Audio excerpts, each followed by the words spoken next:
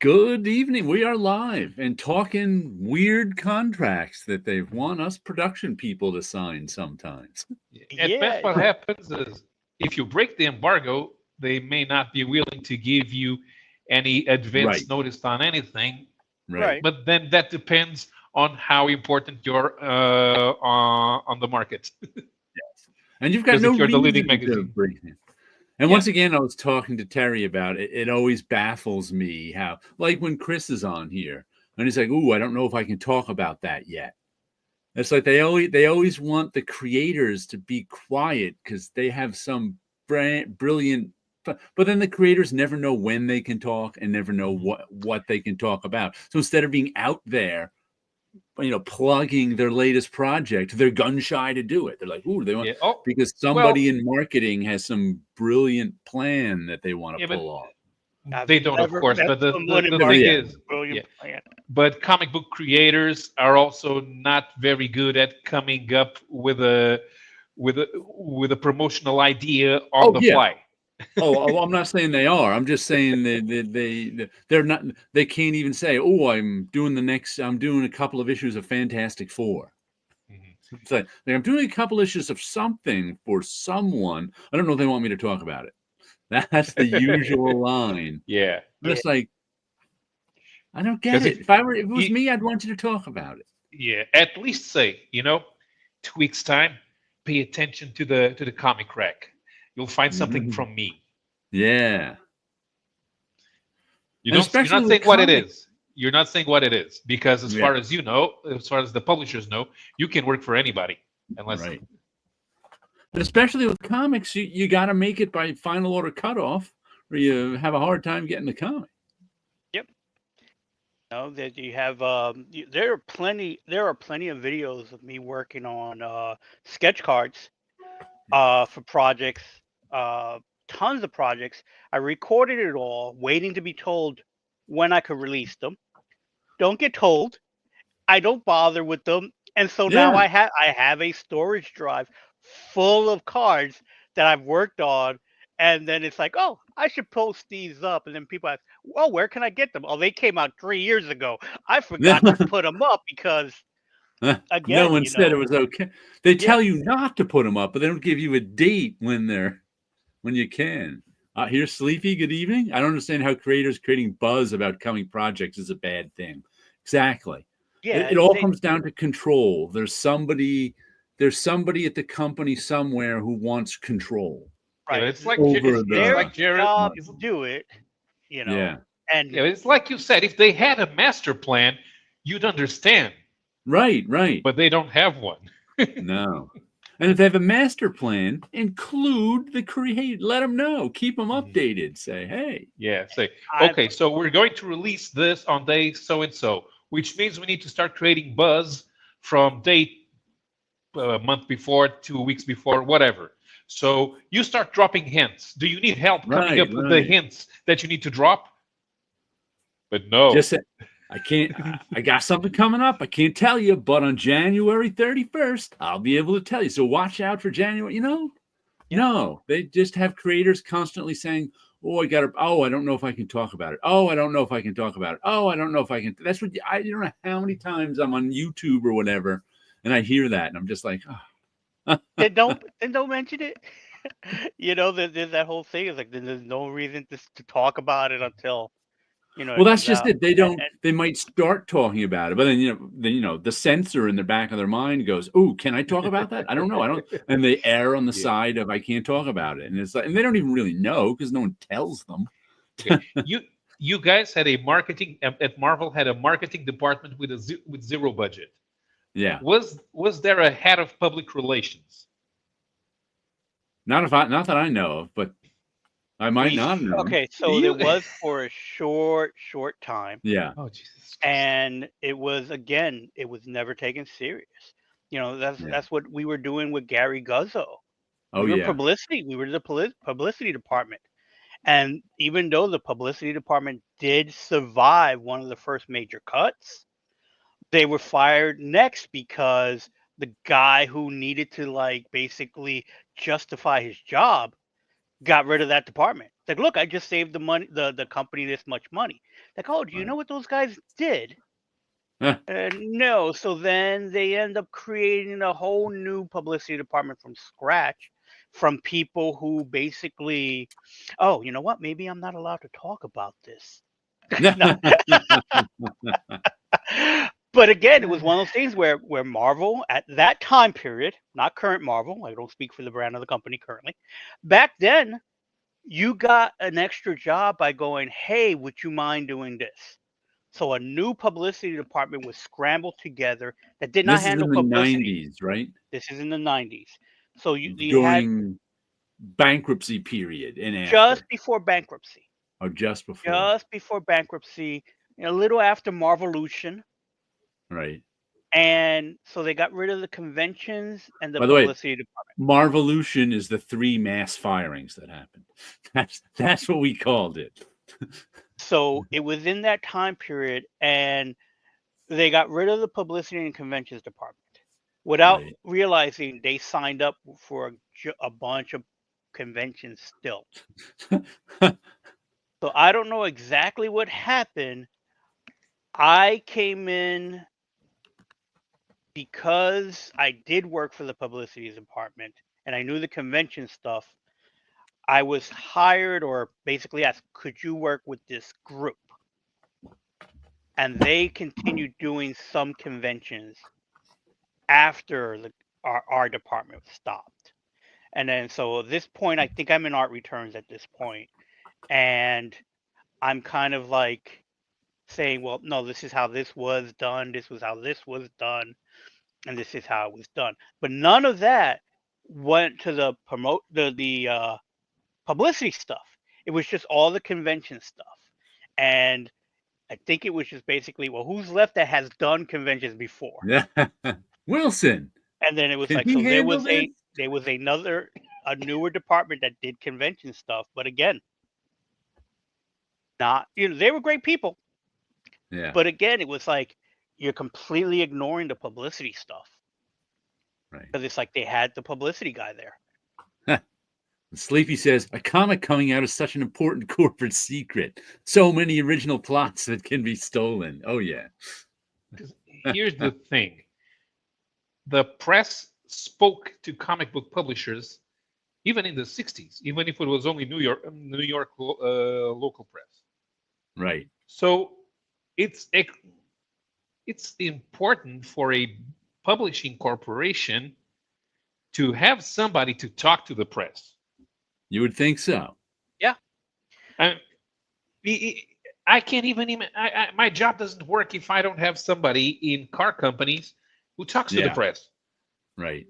Because it also doesn't work for them. I mean, otherwise, okay, when we have a new product coming out, who do we talk to?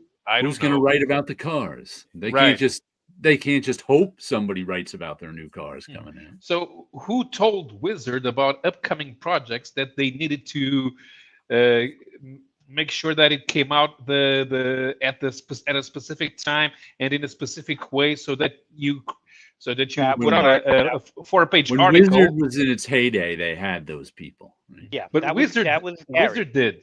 But who at Wizard Marvel talked to did Marvel? too. Yeah. Okay. So Gary handled.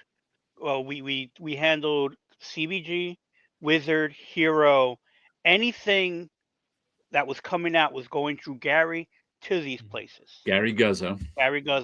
So he was the one sending me to get artwork, sending me to color stuff, and then between myself, Heidi Balaban, Tammy Brown, we were handling the promotional stuff and those magazines and things like that. We were sending out press releases and all that. Now, this was, again, in between the time, the person who did it before them, I forget her name, her mentality was no press is good press. Everything should be kept quiet. They shouldn't know the secrets going on. And it's like, why? That's ridiculous. Yes, just put out 70 comics, somebody will pick them up. Right. Now, again, this is the mentality of, at least with Gary and those guys, we were on the 9th floor, butting heads with the people on the 10th and 11th floor. I'm sorry, not 10th. 11th and 12th. 10th was editorial. So we were always going editorial, getting stuff. You know, Mark Grunwald came down and gave Gary a hug because Gary got Wizard to talk about Captain America for the first time in years. They could not get any press on Captain America. Gary had gotten it done. Mark Grunwald came down and hugged Gary so that no one would listen to me when I've been trying to, sell Captain America. So that was being done because everyone else was ignoring that. But you got to also understand that he was always butting heads with the people upstairs. Mary Jane is going to get pregnant. How do we advertise that? And people upstairs is like, oh, let's give out booties with little Spider-Man emblems on it. Because that's what a 13-year-old kid wants from Marvel, are Spider-Man booties. So running into people like that all the time. So And whatever they was press was and the what. people upstairs he's talking about are the business people. Yes. Yeah, at least give the 13-year-old a cigar. That would be more adept to what a 13-year-old Spider-Man fan would probably have. Put J. Jonah Jameson on it, from J. Jonah Jameson on this special occasion. Those would have did well. And when Tim Toohey came back to Marvel for his second stint, wasn't he in the publicity? Like Marvel Vision is what he read. Because he was assistant editor on the Punisher for a few years. Then I think he got fired in one of the Marvolutions. And then when he came back, he was editor of Marvel Vision. Wasn't that?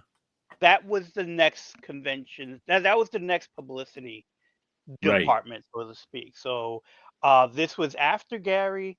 This would have been right after, because he was late 90s, right? Late 90s, handling Marvel Vision. Marvel Vision was now our catalog.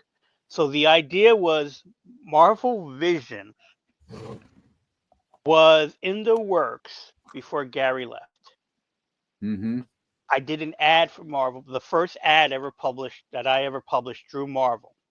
And it was on the back of cover of something that says, pretty soon they won't take a wizard to tell you about your favorite hero. And we designed the wizard logo and the hero logo to basically said, you don't need to get your information from these magazines. We're going to publish our own. And that's where Marvel Vision came from. So not only was it replacing Marvel Age, and it was replacing the specials, which is really, focusing on one storyline and making a really big Marvel Age book out of that. And those were the collector previews and the specials that came out. So that was pretty much the same staff of Marvel Age, just moved over to that.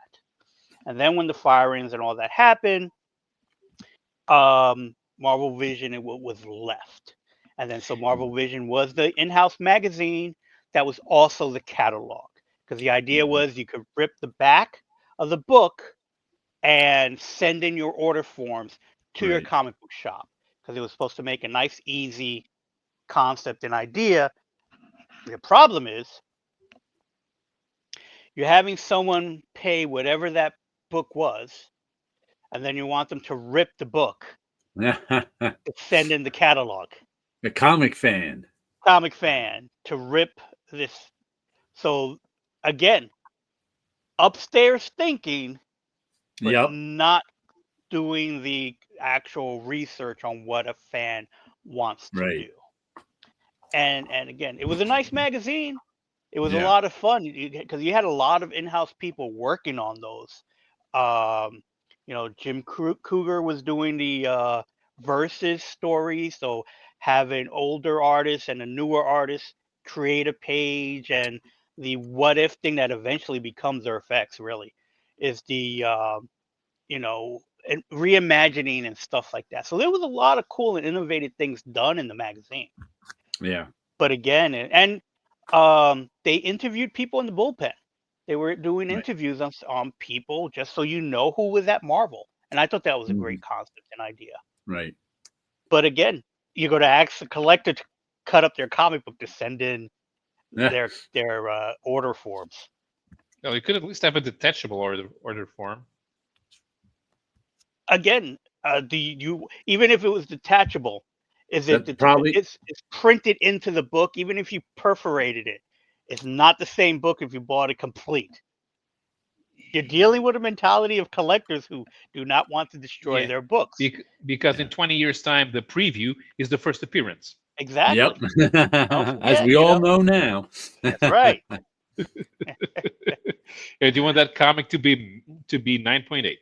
Exactly. You want no one to have even that read it. non-comic. You want that non-comic to be 9.8. Exactly. Because you never know. It might be a secret key or a hidden key. I forgot which one we created last week. Quiet key. Oh, the quiet key. It's a quiet key. Yes, we got to make T-shirts. I'm a quiet key. I wrote it down here somewhere. That's why I remember. The thing is, it all sounds so ridiculous to me. I'm used to being in an environment where corporations spend millions on marketing in multiple countries at the same time. Yeah, a product that sometimes needs some specific details to be promoted for specific countries. Right. So you can't do something that works in Norway and then try it in Greece. Sometimes you can do something you can do an ad campaign that kind of works on both countries, but sometimes you need something more specific for one, which adds up the cost. But this requires a lot of people to want to talk about you, right? Which means that you have to feed them information. They do that. They feed us information so that we can continue to talk about them. So all of this thing about making it difficult for somebody to find information about the things that you are selling, that's completely alien to me. And even if it wasn't even if I weren't a pro, it's just bonkers. Yeah. Because I'm selling. If something is being sold, they should want to tell me that they want to. If I want to buy it, they should tell me that they're going to sell it. It's a strange thing. Did you go to the comic shop this week, Wilson? Yes, I did. Went to the comic book shop. Did they have your comics from last week? Yes, they did. So they had my books from last week. They had everything that I could have possibly wanted and needed. And I only read one book on the way home, and because of that one book, is the best line I've ever read in a comic book. I just saw you post this on Facebook. And my quote is the best line ever written in a comic book, at least this week that I've read. He has truly become the Great Gatsby. And you know exactly which line of the book it is. The book's been out for at least a week, right? Yeah, I got it last week. So I don't think I'm spoiling anything if I show it on screen. This was the one I got. There he is. This scene. Hold on. We have to tell them the plot. Okay. So like I got this from last week and read it and loved it, but I didn't want to spoil it for Wilson or anyone else who got it last week. But so it's the Great Gatsby versus Godzilla. So hey there, Affinity, the timey-wimey limey with this popcorn bucket. So Godzilla, for whatever reason, the Great Gatsby is trying to stop Godzilla, and who is it? The Captain Nemo is in it he's the one driving everything. Sherlock Holmes is in it, except now Sherlock Holmes got turned into a vampire. Yep. And Dracula is in it. So in this issue, they all Dracula kidnapped Daisy Buchanan, brought her back to his castle. Godzilla's on his way there too. And so our intrepid heroes, led by Gatsby, are on their way too. Meanwhile, werewolves are following Dracula. Victor Frankenstein shows up with his great-grandfather's monster to fight Dracula. It's and at one who had the ring? Who had the magic? Who did Dracula get the magic So ring from? the time machinist comes back Oh, that's right. just in time because his time machine was sabotaged by Right. Dracula, and he was lost in time for a The while. guy from H.G. Wells' Time Machine is in this, and Dracula's hypnotizing everybody. He's just having a hypnotizing party, and so he hypnotized the time machinist. The time machinist gives him this magical ring that makes things big. So, in order to fight Godzilla, Dracula turns werewolf big. He turns Frankenstein's monster big. Was there one other? The Mummy. Oh, the mum. I Because the forgot. There's a mummy's been, mummy too, the Mummy is because chasing Godzilla because yeah, the Godzilla mummy was destroyed chasing the Godzilla. pyramids. Yes, because Godzilla stomped on the pyramids and broke them and disturbed the mummy's tomb. So the And mummy has been chasing Godzilla across every place too. So there's the three monsters who are giants now fighting Dracula. And then Dracula is like, hey, use that on me too. So now Dracula is giant fighting Godzilla too. There's four of them.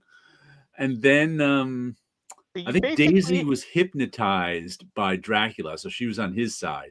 But somehow Gatsby tricks her into making him big too. And that's where that line, but he's finally turns into the Great Gatsby. So now he's in this. So there's all these giant monsters fighting each other. It was a wonderful ending. a completely wonderful. It felt a little rushed. It Yeah. was a fast read, so I ended up reading it again, and it was like I don't recall if the other issues felt this fast. Well, that's because there was so This much going on. Yeah. But they were pretty fast moving. That one may have been the most fast moving on them because there's giant monster fights everywhere, and everybody's getting turned into a giant monster. Where else you go to get where it says here Godzilla versus the Great Gatsby? And he turns like stupid too. He's like, Yeah, "Arr!" he turns into a giant monster man. Right, Because since they said Colossal on here, I'm wondering if that's a hint to the Amazing Colossal Man. okay, So this way here you have that, kind of um mon- problem of the mind because he grew so big. Because right, it does work. It does work in the monster missiles. right. That if something gets turned giant, they could become the monster themselves. So again, completely fun. Uh, so outrageous that it is an enjoyable time. The fact that you basically had, I mean, this is the closest we would ever get to the Universal monsters versus Godzilla. That's Right, basically the monsters that they're using here anyway. And then makes them into giants because that's the only way they could fight Godzilla. right. And so much, so real cool monster lore and tropes that it's just funny. The first thing, because Dracula is known to be able to hypnotize other monsters and other creatures, and Dracula attempts to do that to Godzilla. Yeah, And this is one of the best pages in the book of Godzilla facing off with Dracula, and Dracula decides he's going to use some sort of machine to fly out to Godzilla to try to control Godzilla, Isn't and it that the doesn't bat? go well for Isn't Godzilla's that Dracula. the not bat having it. copter? Isn't that the? He's using his Batcopter. Book was just a lot of fun. It is a whole lot of fun. Um, I like I even enjoyed, as we mentioned before, that Sherlock is turned into a vampire, and they do that old mirror thing where you Oh, see him there smoking his pipe, and and then she looks at the reflection, there's a floating pipe and hat, and she no face. realized he's fully turned. And of course, I showed the last page last week where it ties it right back into the Great Gatsby. Yep. And I agree with you. After reading it again and thinking about the book, it's like, yeah, that has to be that's the end of Gatsby, because Right. if to spoil 100-year-old book, Gatsby does not make it out of the pool after this. No. And I do dislike Daisy Yeah. because goes through that whole thing and she's like, "Well, I'm leaving," and I'm gonna go with Tom because he's my love. I So like then who is the killer if it isn't Tom? oh no, that's Is it the someone guy who who's thinks right Gatsby killed his because of the wife. because of the car There was accident? a car accident, yes, where Right. his Okay. wife got hit by a car, and he, through circumstance, he thought Gatsby was driving the car, which he wasn't. Right. Okay. So then, yeah, then it'll go right back to him because I wasn't sure because I'm thinking no, Tom went with Daisy, and I Right, don't think Tom was the one that killed him. And it's been, I haven't read The Great Gatsby since right, high school, and I've watched the movie that was out at that time, not that newer movie. right. So I haven't gone back to Gatsby as much as you have. Let's see. Yes, Evening Gang. No one has gone back to Gatsby as much as I I know, have. but you Let's should have put see. Godzilla in it. Tid Goblin says, I've been calling comics that I see have dolphins in them whisper keys, and comics that have skies on the cover, Wilson Sky Sky Keys. Keys. Sleepy Reader says it's a miracle comic fans find out about comics. It's hard work. Yeah, you have to, like me, and Sleepy too. We like the different comics, so we got to go out there and hunt for them. A time machine, you say? And yep, the another of the characters who shows up in the book, like in this issue, he was just there for that magic ring. Is the whoever the pilot is of the time machine in H.G. Wells' The Time Machine. Yeah, that's been one of the, that one. I really didn't know what to expect of it, Gatsby versus Godzilla, but I think he really pulled it off well. It was good stuff. Yeah, I think so as well because it's like it doesn't really change anyone's history. No. It has this little adventure thing that happens. Um, and again, it's kind of fun. The only thing that wasn't resolved, I guess, for me is like, so we know what happens to Dracula, and we know what happens to Gatsby and Godzilla, but we don't really get told what happens to the Wolfman, Frankenstein's monster, No. I or assume the werewolf. they all Yep. got small in that same whatever it was explosion that made Gatsby small, and they all walked away. Okay. That's what I figure. Yeah, that's the only thing that really would make sense. So I Yeah, wasn't sure if they would have stayed giants. because But all of now a that sudden, now you like it, said that Gatsby just shows up and he's small, then right. everybody else was probably turned small as well. I like the climax of the fight between all the monsters. It was like all of a sudden there was like a giant explosion. I forget exactly why. And Gatsby Gatsby grabs walked out of the Godzilla's. dust small. Yeah, Godzilla was shooting his atomic breath, and Oh, that's Gatsby right. attacked. And then while he was doing the next charge, or in the middle of the charge, Gatsby slammed his mouth closed, and then there's an Right. explosion. So an atomic burp happened, and Yeah. everybody turned back. Sleepy Reds, did you put out your illustrated Gatsby? Yes. Jared, did I miss an announcement yet? No, I've not put it out yet. I've got as far as my first proof version of it.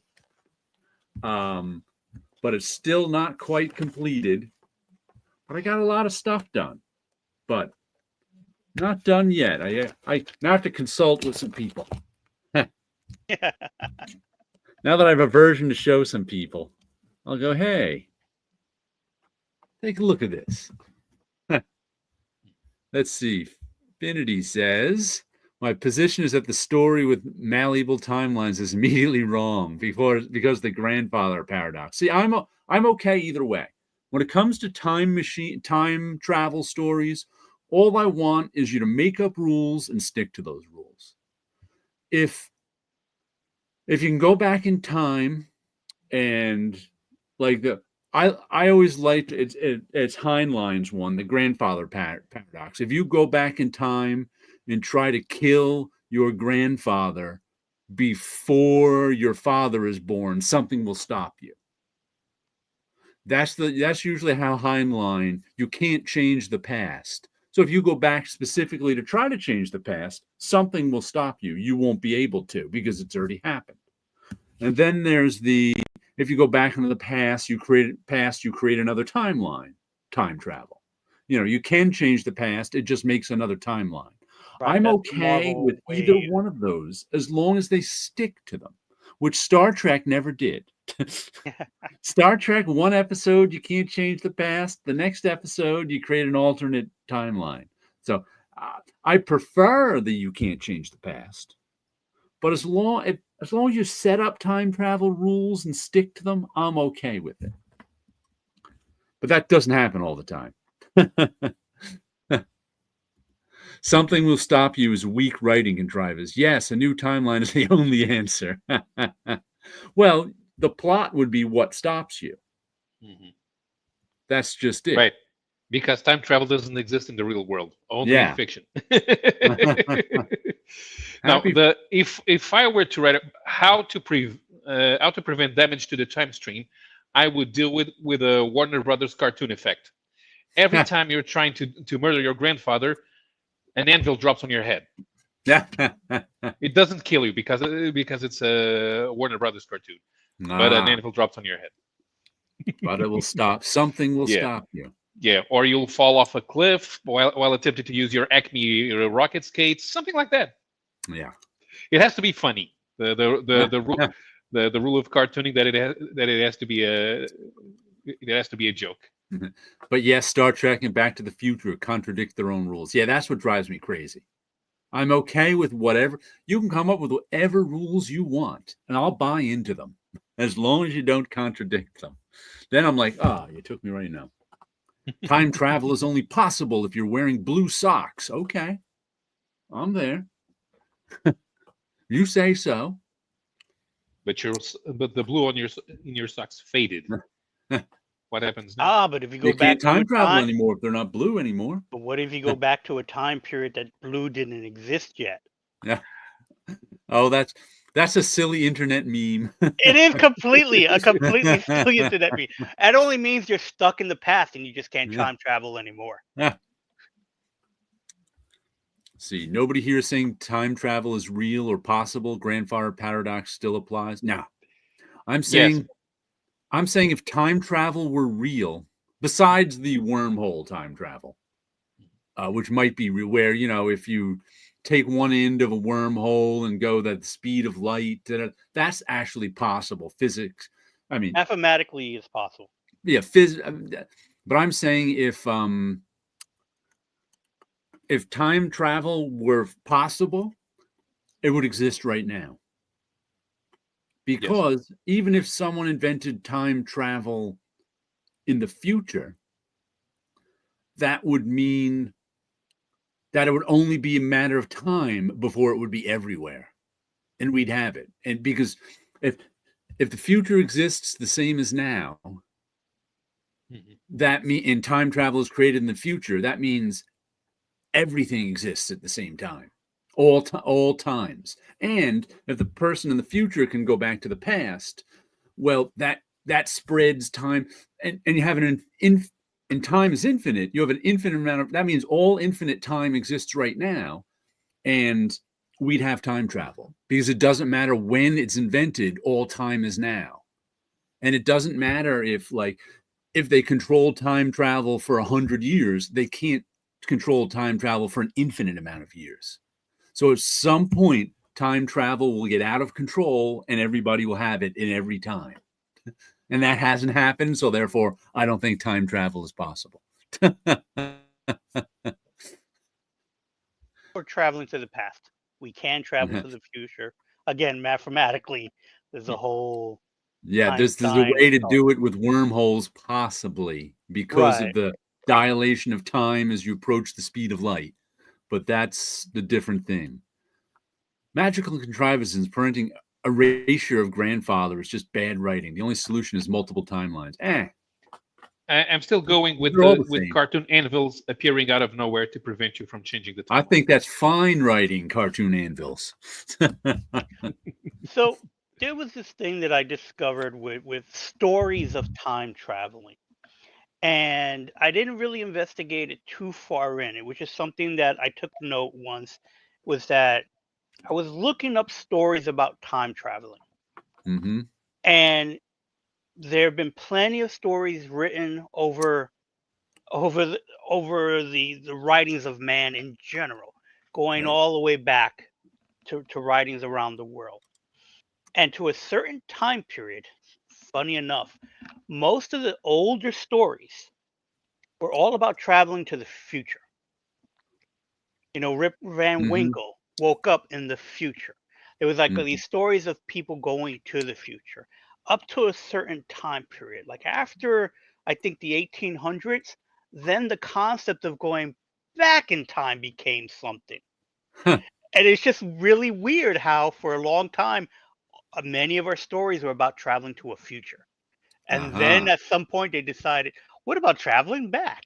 And I always thought that was a weird thing on its own. It probably had something to do with technology in the rapid changing, how Sure. technology was I don't know. changing the world. Well, is there any time travel story before Connecticut Yankee and King Arthur's Court?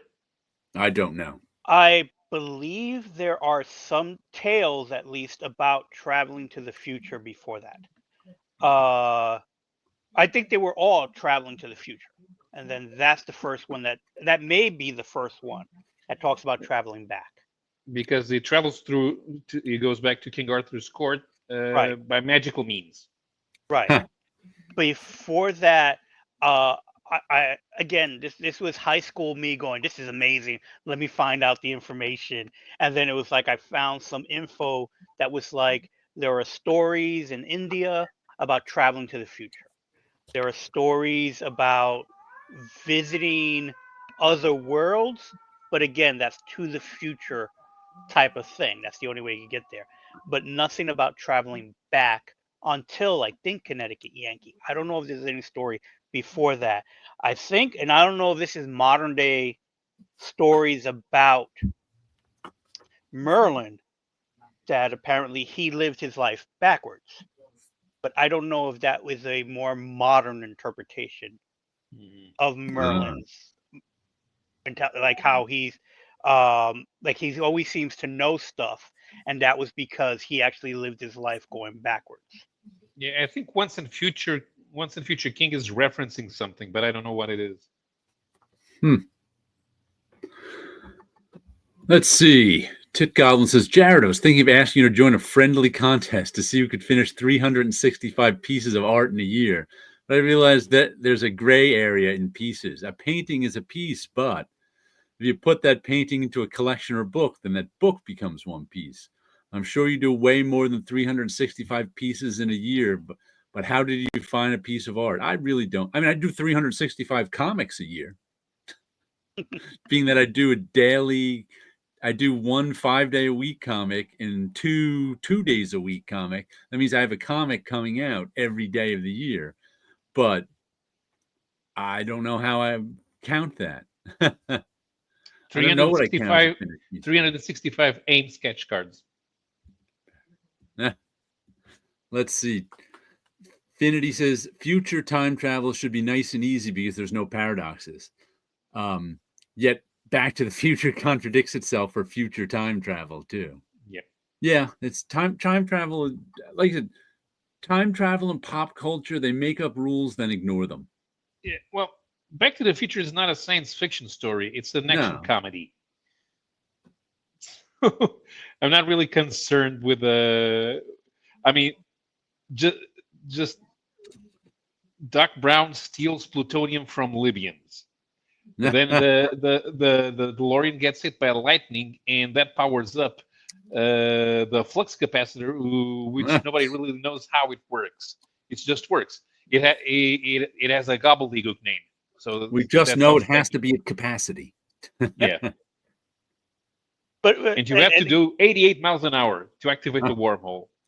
yes, all that seems completely plausible for me. The Back to the Future runs into a problem because it was successful. It had a good story. It ended, and then the executives are like, "We gotta make another movie." And when the writers like, "We don't have another movie. We only have the one movie," well, if you don't do it, we're going to do it. And Yeah. then that's where the problems come in. Because Yep. again, the people on the 11th and 12th floor are making decisions without the creatives. And the next creative doesn't really want to be hamstrung by what the first creatives does. It says, being a comedy or fantasy is no excuse for breaking your own rules. Get real. Internal consistency ain't hard. Yes, it is. It's quite hard, When there's a especially if you're group in buddy. charge of it, internal consistency is actually hard. When it's There's just a sen- one person there's a in charge of it, sentence- it's not. There's a sentence that negates all that. And now for something completely different. A wizard did it. Whenever you see something that doesn't follow, a wizard did it. What was that? That was in The Simpsons, wasn't it? Lucy Lawless. I think so. Yeah, I I remember. mean, I would Wait a like minute, internal Xena can't consistency. fly, but I'm not Xena. I'm But Lucy I'm not Lawless. Xena. I told you I'm Lucy Lawless. Lucy I mean, I Lawless would can like fly. internal consistency too. I Yeah. really would. But there is an excuse for it. Too many cooks in the kitchen. Look, I'm used to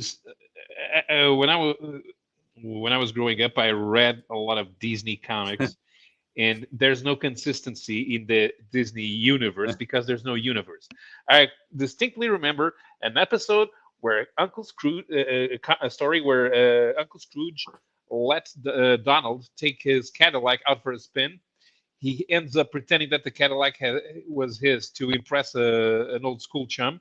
He ends up losing the car, and then he has to make enough money in one day to buy a car.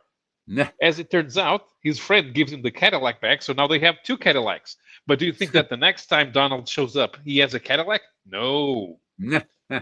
So no, I'm not worried about internal consistency that way. Finity says it's obviously hard for the writers of Back to the Future. That's true. Yeah. There are things that need internal consistency, and there are things that don't. And Back to the Future is not one of those things. I just always wish there was internal consistency. But yeah, I know what you mean. I'm one of those internal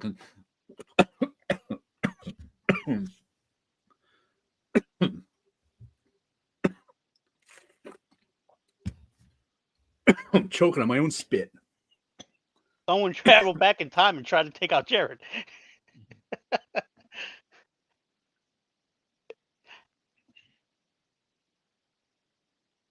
Do you want some Irish whiskey? Woo! Let's see. The first comic I got this week is our Pink Flamingo guy, Stefano Cardacelli's Long Cold Winter 4-issue from Mad Cave. Mad Cave's putting out a lot of comics. Yeah. They had like 6 or 8 comics come out this week. I love his art. Let me show you a little closer. I really love his art, Stefano Cardacelli's artwork. This is the 3rd series from Mad Cave that I've gotten from him. And it's where we get our pink flamingos from. And our pink flamingos just sitting there looking at stuff. And this is the one, it takes place in like a post-apocalyptic world. I think it's New York City. It starts out in. And this guy right here, the big guy, is Peace Dog. And that's a little robot. And Peace Dog has a price on his head. So he's just trying to get through life with bounty hunters coming after him. Then this little robot is like, I'm going to get to the robot colony in upstate New York. Can you bring me there? And Peace Dog's like, no. But eventually he convinces him to. He's like, it's not safe being around me. Then some random guy shows up at the end of last issue. This guy right here. And he shows up at the beginning of this issue, and he says, what does he say? Oh, it's death. Do you think I forgot about you, Peace Dog? I am death. I am your torment, the invisible creature that tears at your mind. So what did he say? I let you live to suffer while remembering the atrocities you committed. So he says, would you like to refresh your memory, Peace Dog? So death has condemned Peace Dog to stay in one spot and remember his atrocities. Then we get to walk through Peace Dog's atrocities, where he was a soldier who just like killed everyone in sight. And he's like, then death is like, okay, Peace, I'm here to let you, Hello, Peace Dog. I'm here to let you know that your time on Earth is up, and in the worst way. Help you? Why should I? Let's see. He wants to give him no peace, death. So Peace Dog has to stay alive and in one place. And he's like, if you try bringing this robot to upstate, I'm going to kill you and you're going to go to hell or something like that. But Peace Dog's like, whatever. So we'll have to see. Actually, and then I think at some point, where is it? Some bounty hunters come across Peace Dog and shoot him. And then the little robot kid we end up with the little robot kid trying to save Peace Dog by riding a motor. So it's like this weird, yet another weird stuff. And Francesca Perillo is the writer. Stefano Cardicelli is the artist, who I now follow. But nice issue, fun. Like I said, I really enjoy his art. I'm enjoying his comic. Long cold winter. But yeah, you know Buddy Scalera? Yes. Wilson? Okay. Yes. I didn't realize he's got his own YouTube channel. Comic Book School. I know he's had that comic book school thing going on for a while, and he used to sell like reference CDs for comic book artists and things. I know he's done some writing too. But if it was Tuesday night, he had on Comic Book School for an hour. He had Mike Martz. Oh, okay. Editor for matter of fact, publisher, I think now for Mad Cave. And he's got another guy on with him who I guess Buddy usually does the show with. And they were just they were going over some editorial spreadsheets for like half an hour. As he was explaining, what an editor's job was, and he was showing a lot of the trafficking of how you have to figure out what's going on and why. It was just funny. I'm like, spreadsheets? You're going over spreadsheets? So that was fun. I think he's got 2 more sessions with him at different times.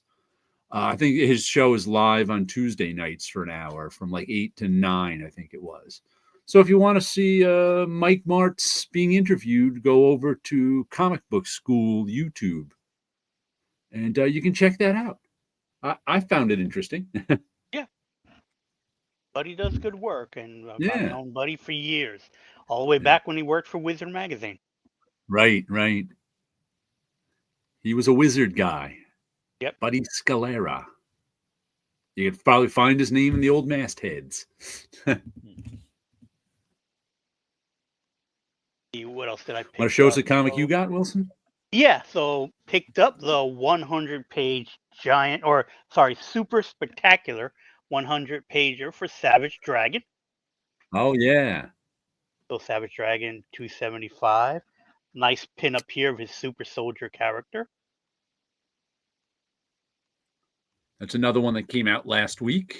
Yep. I do enjoy how he just makes the book so much fun looking, and there's if you read comic books long enough, you could kind of basically pick up where a lot of those images come from. So I'm looking forward to this one. Matter of fact, this is like usually in those 100-pagers, he's got a regular Savage Dragon issue plus some special stuff, some other stuff. Matter of fact, was it on here? We just said the last story was his 24-hour comic, we think. It looks like it is. Yeah. So the story was about a couple of people just talking in a diner, and he had basically put it together as part of that 24-hour event. Goblin says, "Gents, I'm sorry your friend Chris Geruso died fighting in the Cola Wars. And this is presents on Friday. He said he had like a 78% chance of being here tonight, so he might show up still." Yeah. I thought it was a good chance. So I was like, once I saw the 7, I was like, oh, that's basically that's more than a passing grade. That means he should be showing up. Though I keep picturing a Chris Geruso comic. Because the beginning of those official handbook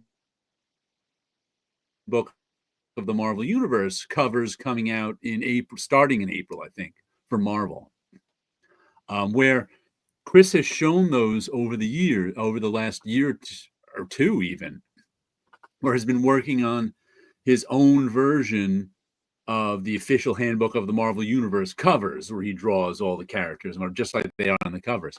And he always said he was someone, he was drawing them for a client. And all I could think of now is he was tricking us. His client was Marvel Comics all along.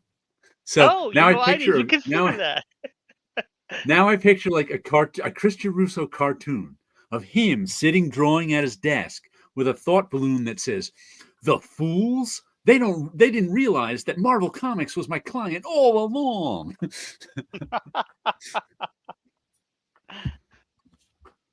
So I was like, he's been telling us stories. No, he was telling us the truth. He was telling us it was for a client. He Yeah. just didn't specify which one it was. But I look forward to getting those. Yeah. Savage Dragon was good too. Oh, I also here's something funny. I got 3 more of these piece of jersey cards. This one was one of the expensive ones because it's Odell Beckham Jr. So he's by expensive I mean I think this was $8. This one was $5. Once again, one of the more expensive ones. And this one was $2.50. They had a little. Now here's the funny part that I was just reading them and discovered. There's actually, because I had seen before that usually they say something on the back like, the enclosed player-worn used material is guaranteed by Panini of America Incorporated. So this is player-worn, but there's also game-worn. And so it's like the people who really care about this stuff, they want the game-worn ones. Because the player-worn one just means the guy put it on and took it off, right? Right. But then I noticed on this Kadarius Toney rookie one, this was only $2.50. It says, the enclosed authentic memorabilia is not from any specific game or event. I have no idea what that means, except I think they just put a random piece of fabric in here. I think they just took any old football jersey that they took off the store and put it in there.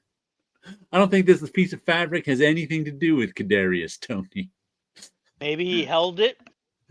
I don't even think it says the enclosed authentic memorabilia. What does that mean? I don't know. Is not from any specific game or event. It doesn't say it's from specific. It doesn't say and it doesn't say like is guaranteed by Panini. Or this one says the relic contained in this card. Oh, this one also says is not from any specific game, event, or season. Okay, so that could mean, again, thinking how the 11th floor thinks, that could mean that this was something that was owned or found at the locker room. Yeah. It's like, whose is this one? We cannot say exactly who this belongs to. Could be a scrap from anywhere. But it is from a team shirt that was found there. Who knows who owned it? We cut up all the authentic ones. We know what they are from, and some of them got lost. Some of them just got in this pile over here. And this is one of those from that pile over here. But I find that funny. So this pencil was in the Marvel Comics offices. I'm not saying Jack Kirby drew with this. I'm just saying this came from Marvel. I think it's that kind of wording. We're not saying any specific artist drew with this pencil. Right. But it was near some. Because I've seen people who have pencils from John Romita Sr. Right. And it said this was owned by John Romita Sr. It was a nice little pencil case and all that stuff. I took it out of his pencil jar. It belonged to him. They're not specifying what he drew with it. Yep. But it belonged to him, and chances are he drew something. I think it falls into that category of it belonged to John, so you can put it on the card. This belongs to John. Where the other pencil, it was in the Marvel offices. It's important. That's important in itself. So I think that's where you get that kind of Yeah. wording from. Tit But you're Goblin getting says, a bunch of them. You could practically sew your own jersey again. Tit Goblin says, fabric once glanced at slightly by a player as he was walking past the locker room. Yes. Yes. And Sleepy says it is authentic in that we're selling it as memorabilia. Yes. It was just a jersey before. Now it's memorabilia. But I still have fun with them. I mean, they're cheap, so. Oh yeah. Again, it's all fun with it. It's You know, fun. you're having a good time with it, so you know why not? You know. Yeah, I And should it's start getting my scrap papers. Like these were in the studio when I was drawing Transformers. and the problem with like I collected some football cards in like the 90s when it was big and they were everywhere. I still have unopened packs of football cards in the 90s. And the problem with collecting football cards or any card is they pile up so much. Yes. But if I'm only getting, jersey ones for 3 or 6, they don't pile up. They're not gonna get out of control because there's only so many I can buy. Mhm. And it's not like you buy a pack and you get. And I'm not. And these And are you're not case even getting the cards. packs. Yeah. You're going right for the card. Right. Why I'm not buying packs and packs to get the chase cards. I'm just buying the chase cards because they're dirt cheap. Yeah. Like I said, I think this was the most expensive one at $850, Odell Beckham, because he was actually a popular player. As opposed to Kadarius, he's the cheapest one, Kadarius Toney, because he was only the Giant for half a season. Ah. They drafted him and then traded him to KC because I guess he was a nutcase. And these cards aren't even signed, right? No. Yeah. No. So it's like, Would you like to try and locate Kadarius Toney so that he can send your $6 card? There you go, my $250 card. Slavey Reader says you could sell pencils authentically touched by a one-time Marvel bullpenner. yeah. Oh, do you still have I'll any even Marvel bite stationery? it. Huh? Oh, you still have Marvel stationery, right? I have Marvel paper that you draw on. I have. I have Got the Marvel logo and everything. Yeah, I have Marvel letterhead around here somewhere. I have a few sheets of that. I have the mechanical paper too. That's got Marvel's logo on it. It's Marvel So music paper. Marvel memorabilia signed There by, you go. by a production man. Yeah, unfortunately, they don't go for that much. I've tried. I've sold plenty of things on eBay, and whenever I can sign it myself, I do. It doesn't move the bar all that much. You'll throw in an AIM agent for free. AIM agent. That reminds me, I just I don't have it yet, but I'll tell you about it. Have you heard of the artist Tess Fowler? Mm-hmm. What does she draw? The name is familiar. Yeah, she drew. I haven't seen any of her work in a little while. I've heard of the name, but I don't recall who she is and what she's done. Oh, I've heard the name. Geez, must be a decade ago now, 5 to 10 years ago, an Image comic. That was like a D&D comic with, I think it had something female in the name. I can't even remember. But she's a good artist. But being that I've been on Blue Sky lately, I've gotten onto like indie comic Blue Sky. Where I'm just finding all these different artists and stuff. And I went to her store and for like $30 bought a little 4x4 drawing, colored drawing, which hasn't arrived yet. I'll show you when it arrives, but I got that there. I was like, oh, okay, I'll buy something. What was the name of that comic? I have to look at. There was like a party of women who were like D&D characters, and I think she was the second artist on it because the first artist on it was a dude who ended up getting accused of abuse. So he left the book. And then I think Tess Fowler took over. I can't for the life of me remember what the book is. I can remember the general story of stuff. But yeah, some nice work. She also had a store powered by something I'd never heard of. It's like something to do with small stores by Facebook. Rat Queens. There we go. Sleepy's got it. Rat Queens was the book that Tess Fowler I drew. don't recall that book. Tess Fowler. Let me see. What is the name of that store place? I got a receipt. Store NVY. I don't know how you're supposed to pronounce that. It has something to do with Facebook too, but that's like the storefront she uses that you can sign up for too. Store and then NV. Store NV. Store Envy, Store Envy. I guess. Yeah, I guess so.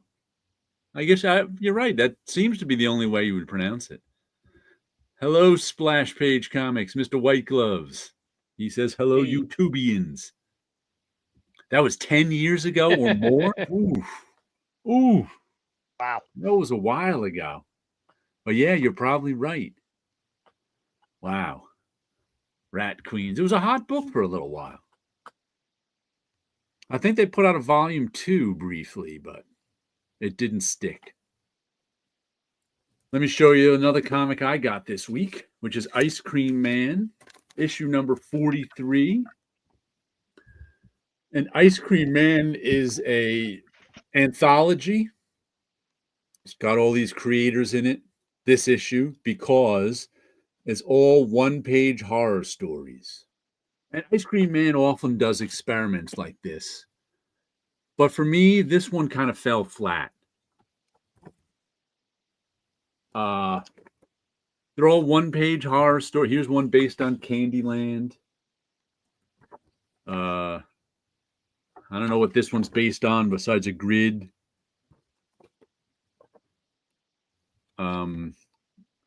Here's the horror story. Trump storms back.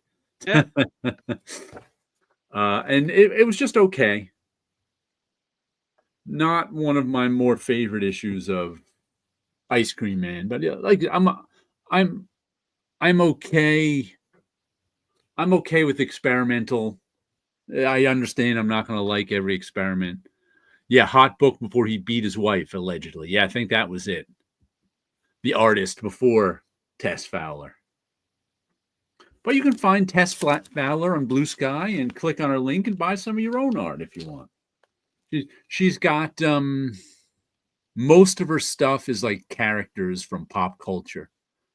But I bought one of her drawings that wasn't a character from pop culture. It was just a drawing. Because I don't need a drawing of Janeway or whoever else was there. Right. Well, let's see. If you were to buy one of the, let's just say a character drawing from Tess Fowler or anyone, what character drawing would you buy? I was for a short while collecting Godzilla? Yeah, well, it would either be Godzilla. What I normally do if I'm buying like somebody's sketch card, Right. I usually would request to get a character either that they created. Right. So I'm just I want their created thing, Right, whatever, right. or whatever they're known whatever they're for. best known for, kind of. Right, whatever they're best known for, especially if they were an artist who had their own creator-owned project. Right. That's what I want to collect. That's what I would do too. That's what I usually try to go for first.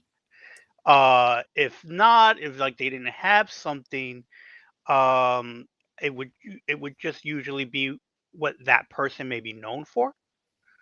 So, like if it was from Sean Chen, I would probably get an Iron Man or Wolverine, that type of thing. Right. If it was like, oh, pick a character, then I would default to Spider-Man or Superman, and then for Godzilla, I'm kind of picky on who draws because I kind of have a certain picture in my mind, and Godzilla is a pain to draw. So your odds of getting a good Godzilla drawing are lower than getting a good Spider-Man drawing. That's what you're saying.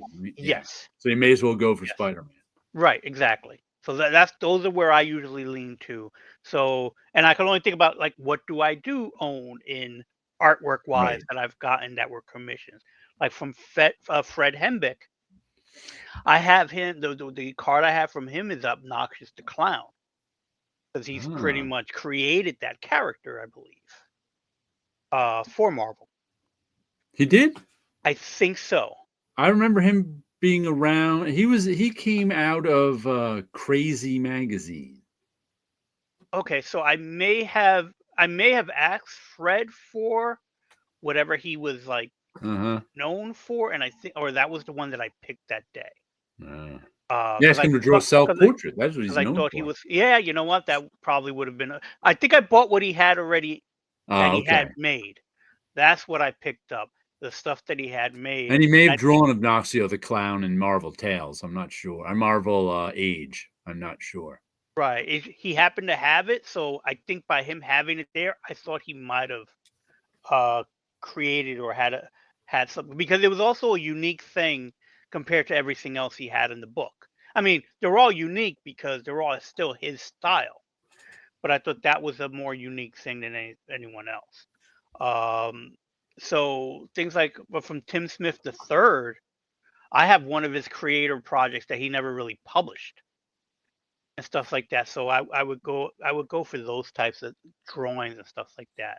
Sleepy just says I just heard a podcast where Larry Hama said he came up with that clown.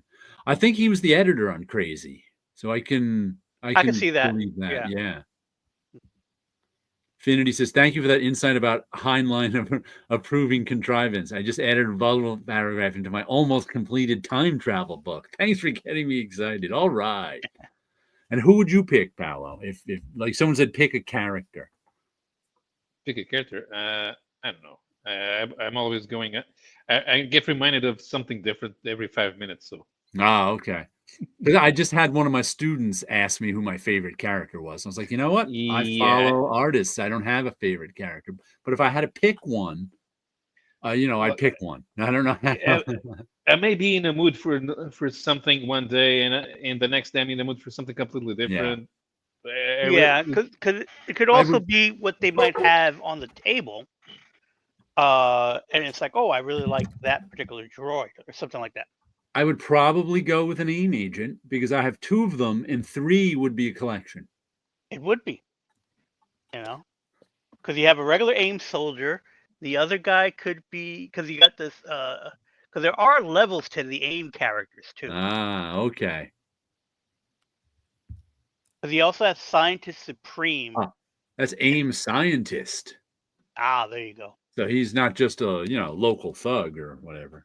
Right. So you have AIM soldiers, AIM scientists, and I think they have a Scientist Supreme. Is the next name.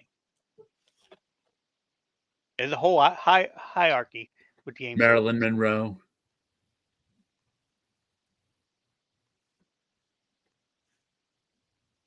I'm not sure That's what they are. Some kind of aliens. Some art cards I got off of eBay. I think I've shown them before, but since I opened that drawer, let's see what does Tit Goblin have to say. The art community around my part survives off of local subject matter appealing to tourists. I'm fine with doing it and putting my spin on it, but it mostly pays the bills. Wilson, do you ever hold on do get artwork for tired of tourists. drawing Marvel up or other IP for sales reasons, or is it just something that pays the bills?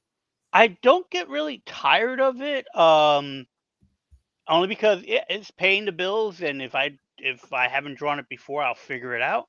Like when I drew the Garbage Pail Kids for Tops, Mm-hmm. I didn't have a connection with them. I mean, I knew about them when I was a kid, but that wasn't something I was collecting. Those because those are mostly all stickers, and I tend to no, I like to collect and keep them in the binder. I wasn't going to stick them all over the place. So for me, and the Garbage Pail Kids were like, well, they're ugly looking. They're drawn well, but they're drawn to look ugly. So it never appealed to me. But when I was asked to draw them, I went ahead and draw them. So I haven't gotten sick of any of them as far as I could recall. But again, it's one of those things. It's like, yeah, I'm paying the bills. Um, when someone comes to me at a show and they ask me for something that I haven't drawn before, that's fun because that's a nice little challenge. But then sometimes people say, all right, well, you pick somebody. I'll default to something that's easy for me to draw. And that would usually be superhero stuff. And it usually would be Spider-Man for Marvel, it'll be Spider-Man. For Star Wars, it'll be a Jawa. because those are very easy for me to draw. And again, it's like I'd rather the person be happy with what I draw for them. But if they can't pick something because they want some artwork, then I'm going to pick something I like drawing because, again, if they don't want it, then it's just an extra picture that'll go into the book. We should But all ask for the Jack of Hearts. There you go. But his face wouldn't be too hard because it's half black. Right. Tit Goblin, one-off paints of pop culture. I don't think I would be cut out to draw others' IP. Yeah, I have a hard time with it too. I've done it a few times, but I'm not particularly enthusiastic or good at it. I've found that first of all, I'm a better artist than I am an illustrator. And for those of you who don't know the difference, it's that the illustrator is mostly, unless you're a high end where they hire you for your creativity, which is very few illustrators. You are in general fulfilling the art director or somebody else's vision. Like when they hire Wilson to draw Star Wars cards, he can't draw Batman cards. I mean, he's got to draw Star Wars cards. When they hire you to draw the cover of Batman, you not only have to draw Batman, you have to get approval of what your drawing of Batman is going to be. So it's not, the more famous you are, the more it's your vision. But when you're an illustrator, it's not necessarily your vision. As an artist, you do whatever you want. I mean, you just, no one's paying me for my stuff, so I can do whatever I want. And I have found that when I impose somebody else in my process, even if it's just me saying, ooh, what would sell? Why don't I do some drawings of Batman? I bet that would sell. That hinders my brain. I am now, as I'm drawing Batman, I'm thinking, ooh, I've got to make this a good Batman that other people will like. And it's those other people's expectations, even though they don't exist. I mean, it's me imposing those other people's expectations on my stuff that makes it hard for me to work. Now, if I just were sit down and draw, I can draw stuff which I think is good, which isn't Batman. Does that make sense to you?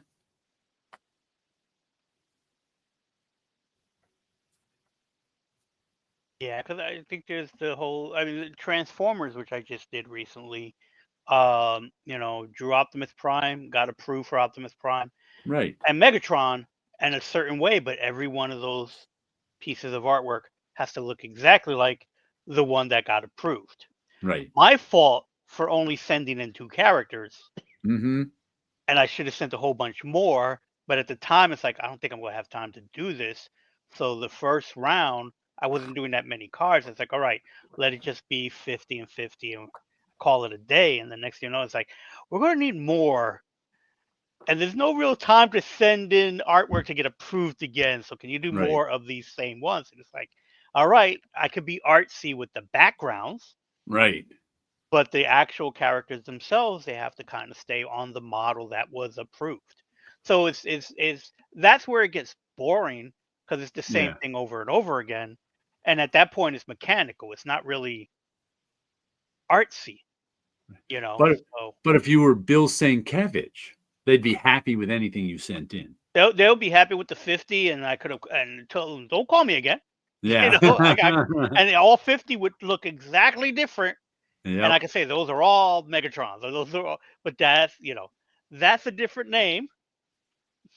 And Wilson Ramos only has, you got the Bill Sienkiewicz fame, and then you have the Wilson Ramos fame. I'm gonna have to go down like 3 more floors. So there are different levels. And how much, the only thing I can say with my is I can you say yes or no on the project, and that's about it.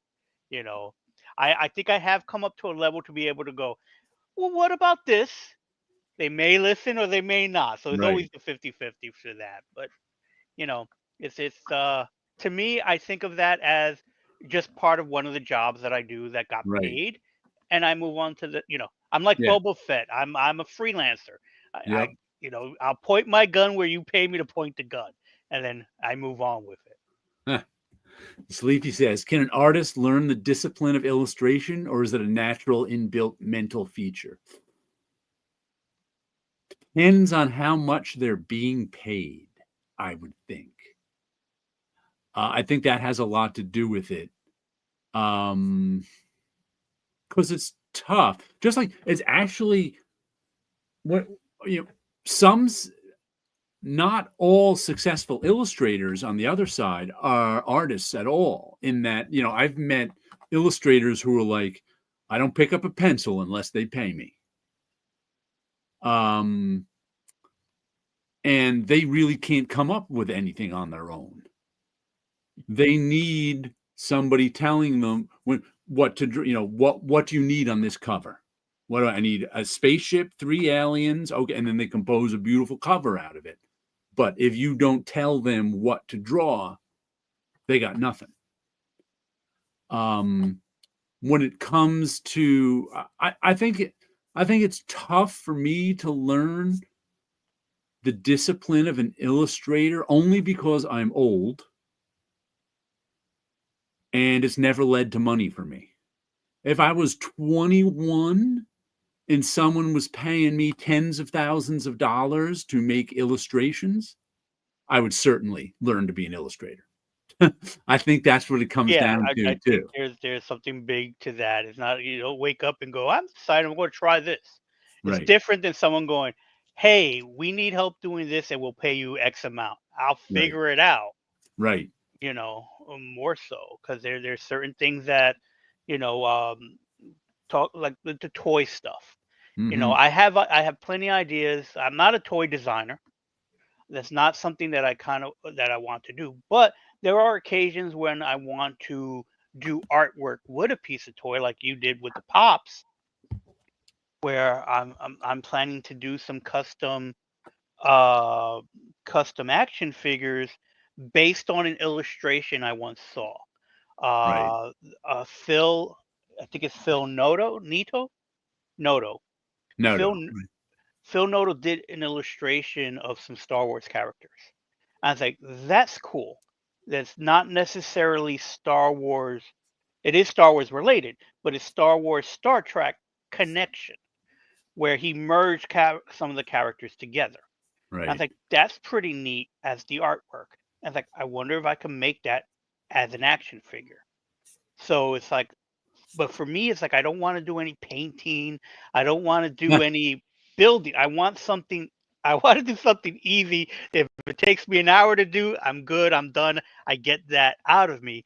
So there's I forget the name of the alien in Star Trek. It's a white gorilla with the horn Mhm. on his head. Oh, yeah, the Starts Gorn or with something like that? no. The The Gorn is the the reptilians. This Mugato. is Okay. Mugato. We got to. So he did an illustration of the Mugato, but it's actually Chewbacca. So it's a white Chewbacca Ah, with the horn on his head, with Han Solo in a Starfleet uniform. Very simple, very easy designs. That's like I can make that as an action figure because I have a white Chewbacca that was made for a holiday thing. So it's not really Chewbacca; it's more of a white Wookiee. So it's like, all right, I just got to mold a horn on his head, give him the Starfleet bag and a gun, and he's done. So it's like that's something that can be done within a day or so. And the same thing with Han Solo is really just Han Solo in a Starfleet uniform. So with little stuff that was like that's an illustration. Uh, I think this would look cool as a toy. I can't do a statue. right. So I don't, I don't sculpt or anything like that, but I can modify things that already existed. And I used to do model kits when I was a kid. So, I still have that mentality of building that way with my hands. And again, I'm not being paid to do this. It's something that I woke up one day and said, I would like to do that. But again, I'm not investing all that much in Right. it as well. I'm not going, all right, I need to buy a slab of marble and teach myself how to cut marble and do a sculpture.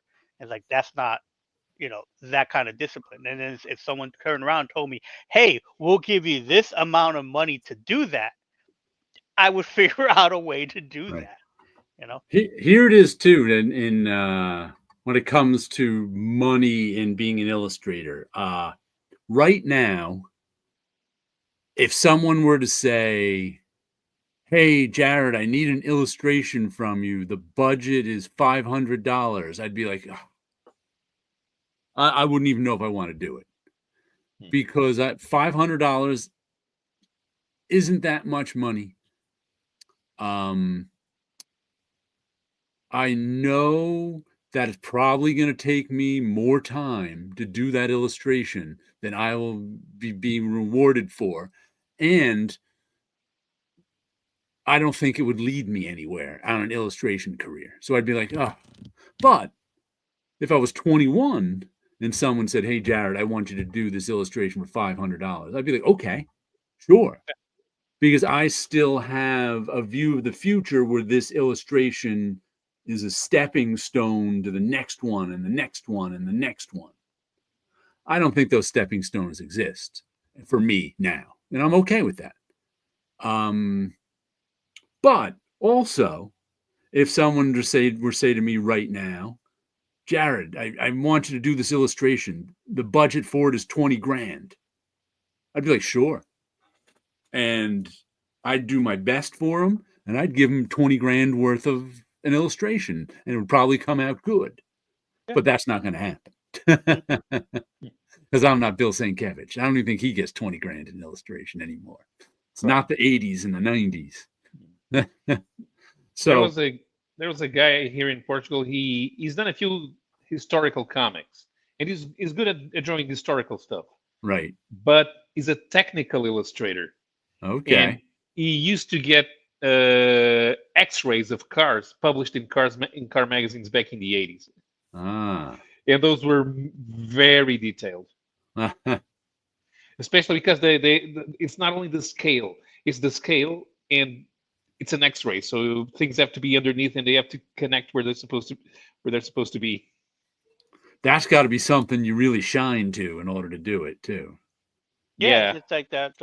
In comics, the only person I could think of that is Elliot Brown. Right, right, He was the only one that was doing it. And I think maybe because he was the only one that I would guess enjoyed doing it, yeah, But there's an artist who tried different things because he was doing right, photography covers. mm-hmm, Any of the photo covers was by him. And then you look in the handbook of the Marvel Universe, he was doing the illustrations of what the Punisher's van looks like right, and all the right, little detail of how this and that works.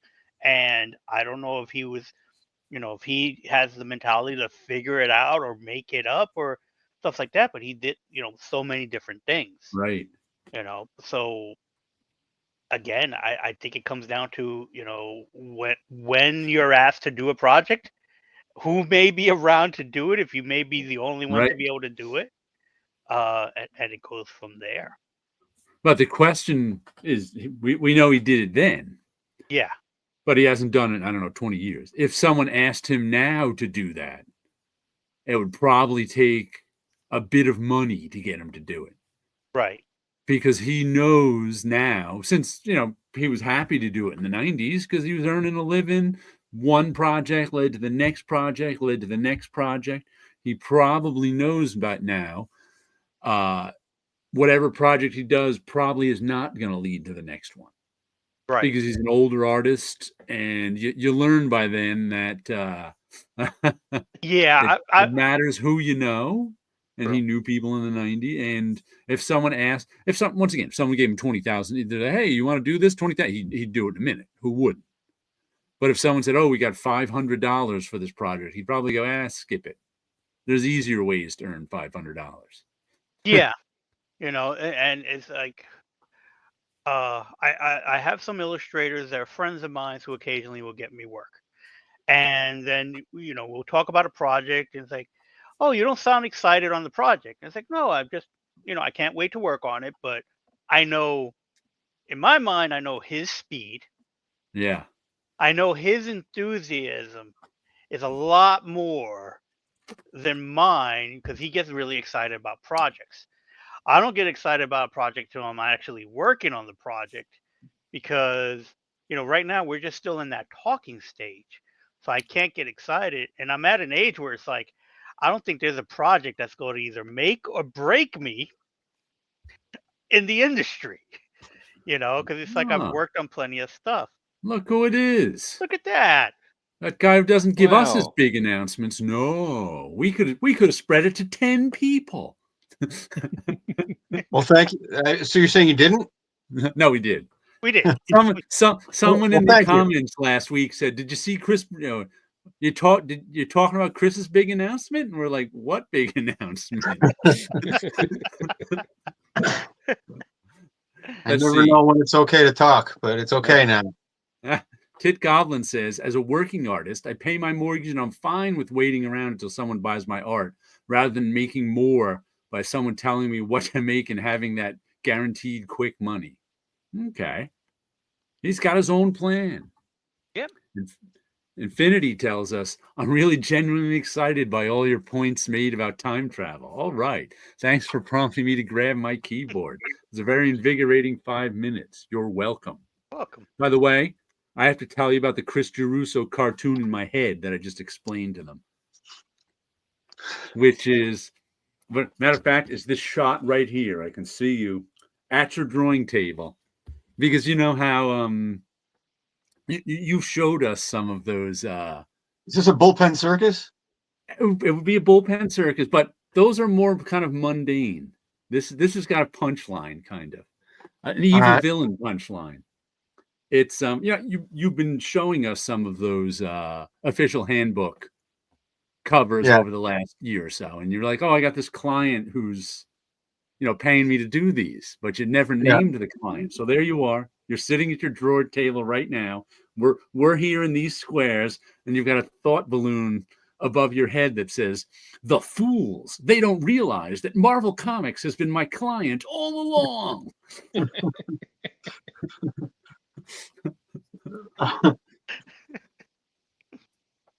Okay.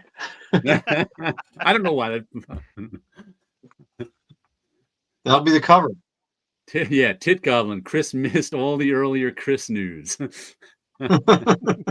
What's been going on with me?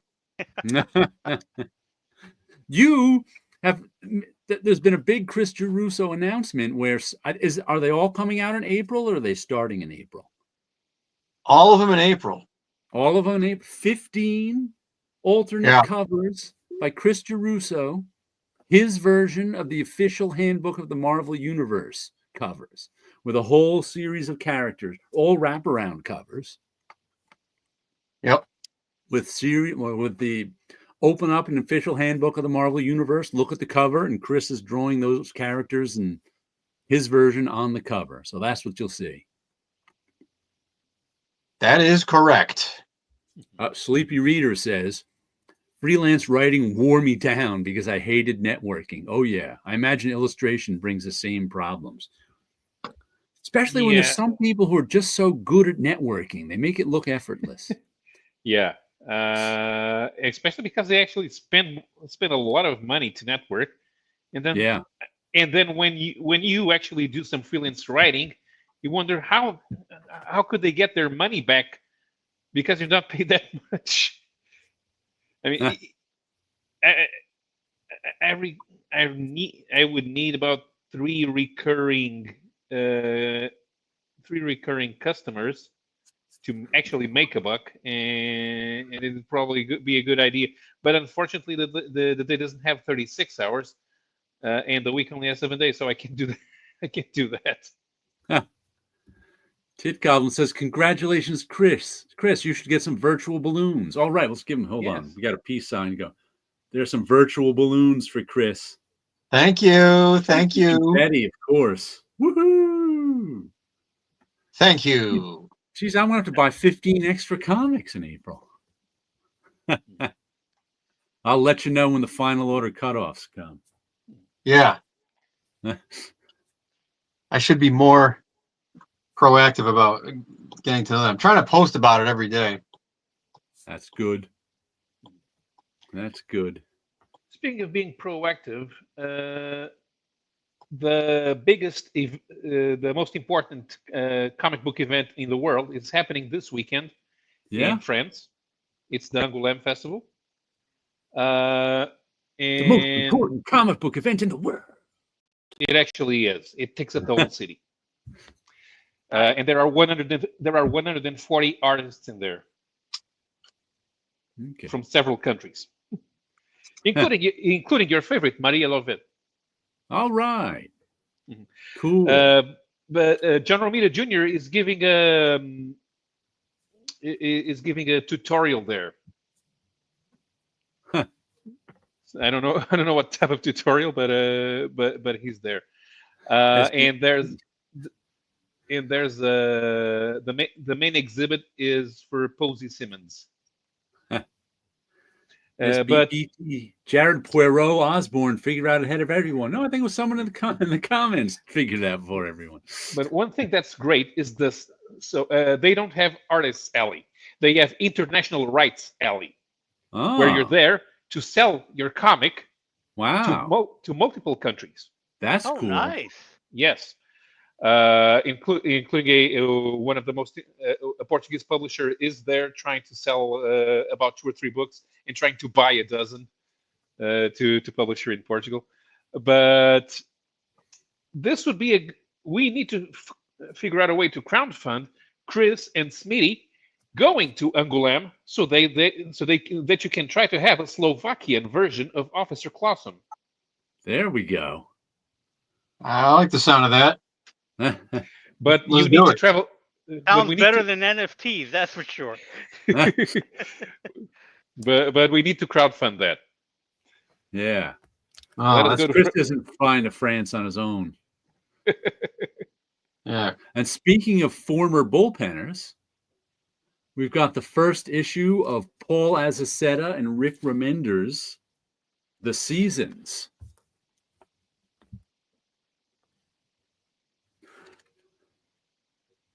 Is that an oversized book? What was that? That oversized? That's not a size of a regular comic book? No, size of a regular comic book, but it's a few more pages. Oh, okay. Some nice Paul Azaceta art.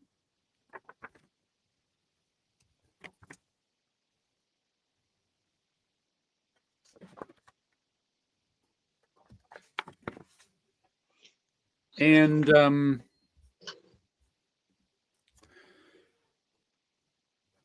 though I have to say it's on my pull list because I'm buying it, but I wasn't particularly thrilled with this first issue.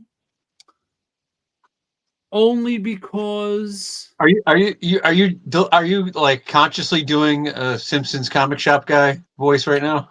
I am not. I'm trying not to be insulting to the comic. I wasn't quite pleased with this issue. I'm trying not to be insulting to the comic, besides the fact that I like Paul and it's on my pull list. And Rick Remender kind of explains it back here. It's not Paul Azaceta's worst Paul Azaceta ever. No. No. What does he say? Okay, here we go. It was 2020.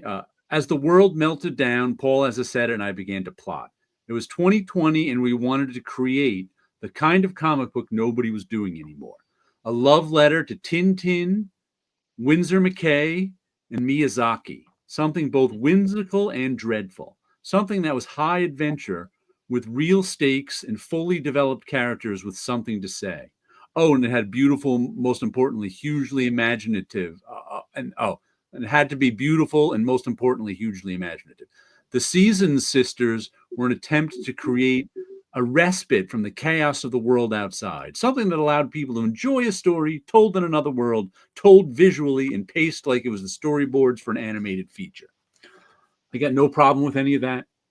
The problem I had with this issue, though it's extra sized, is the first and very I like this imaginative circus art there. Let's see. The first, I'm going to count. 1, 2, 3, 4, 5, 6, 7, 8, 9, 10, 11, 12, 13, 14, 15, 16, 17, 18, 19, 20. Oh, nice double page spread. The first 20 pages or so were what is that famous don't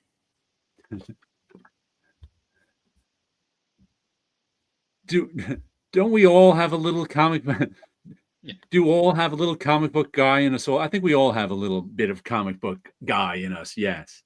The first 20 pages. Do you remember that we saw The Red Balloon, I think it's called.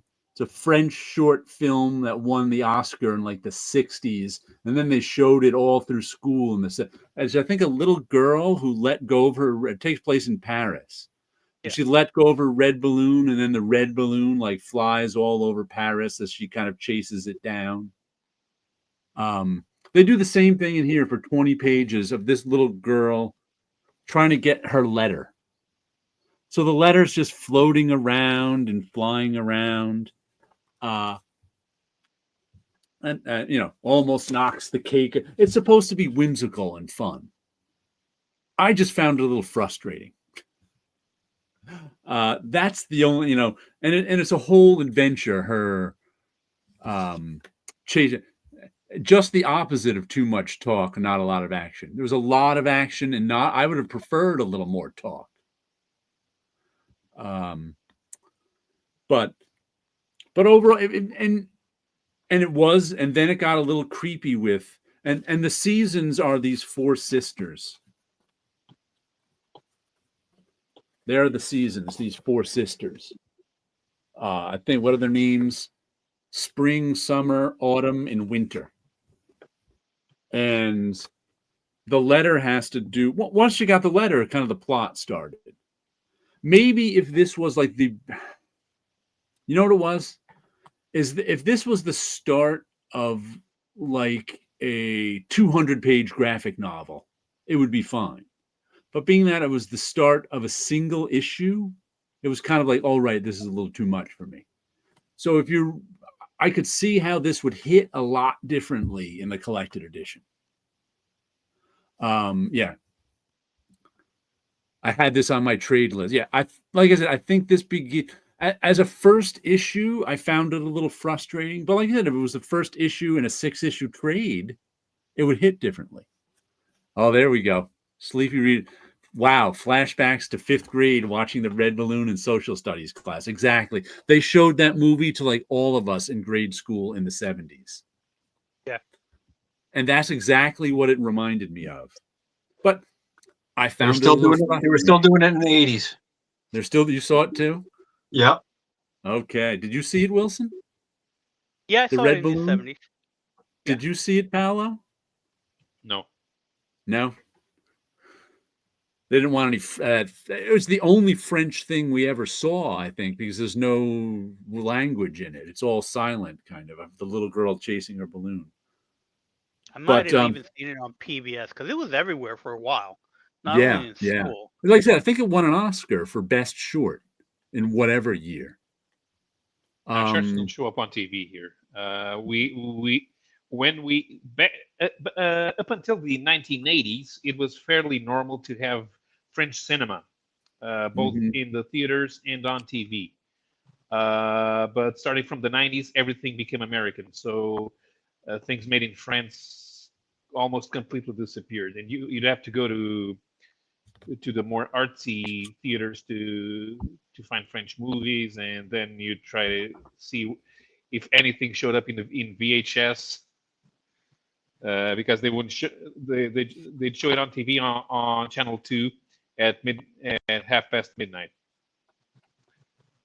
But there was a lot of thing that was French and mainstream, and so people could enjoy it. So 5 pages from the end, she finally gets the letter. And it's from her sister, I forget which one is which season, and it says, "I found them, Spring. I know what happened to Mom and Dad. It's a long story. I'll tell you everything soon, but right now you have to listen to me carefully. You're in danger. There isn't much time. I know it sounds strange, but you have to trust me. There's something coming to New Gaulia. I guess it's a fake town. I think, like I said, I think New Gaulia must be something to do with France. And at Gallia the risk, was France's name in Roman times from the Gauls. it was Gaul, right? Yeah. So, at the risk of committing the sin of platitude, something evil.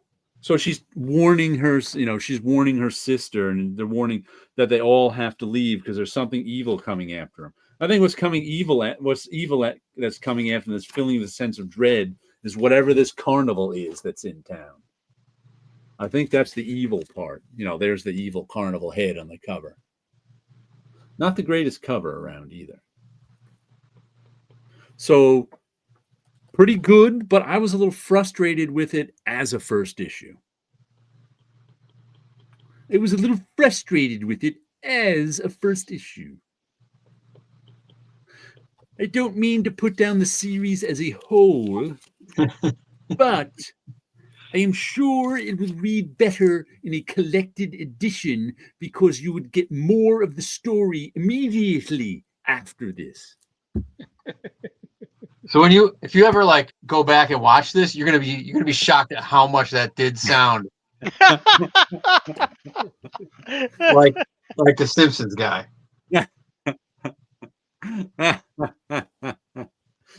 Hey, I'm not saying you were wrong. You don't even realize you're doing it. Probably not. And especially when I was trying to choose my words carefully because I don't want to bash the comic because I liked it. And it's, I'm not saying don't buy it. And it's on my pull list. And it's Paul's. So I don't want to discourage anyone from getting it. I'm just telling you that maybe as a first issue, maybe we'll have to give that one a few issues for the story to catch up with the whimsical first issue.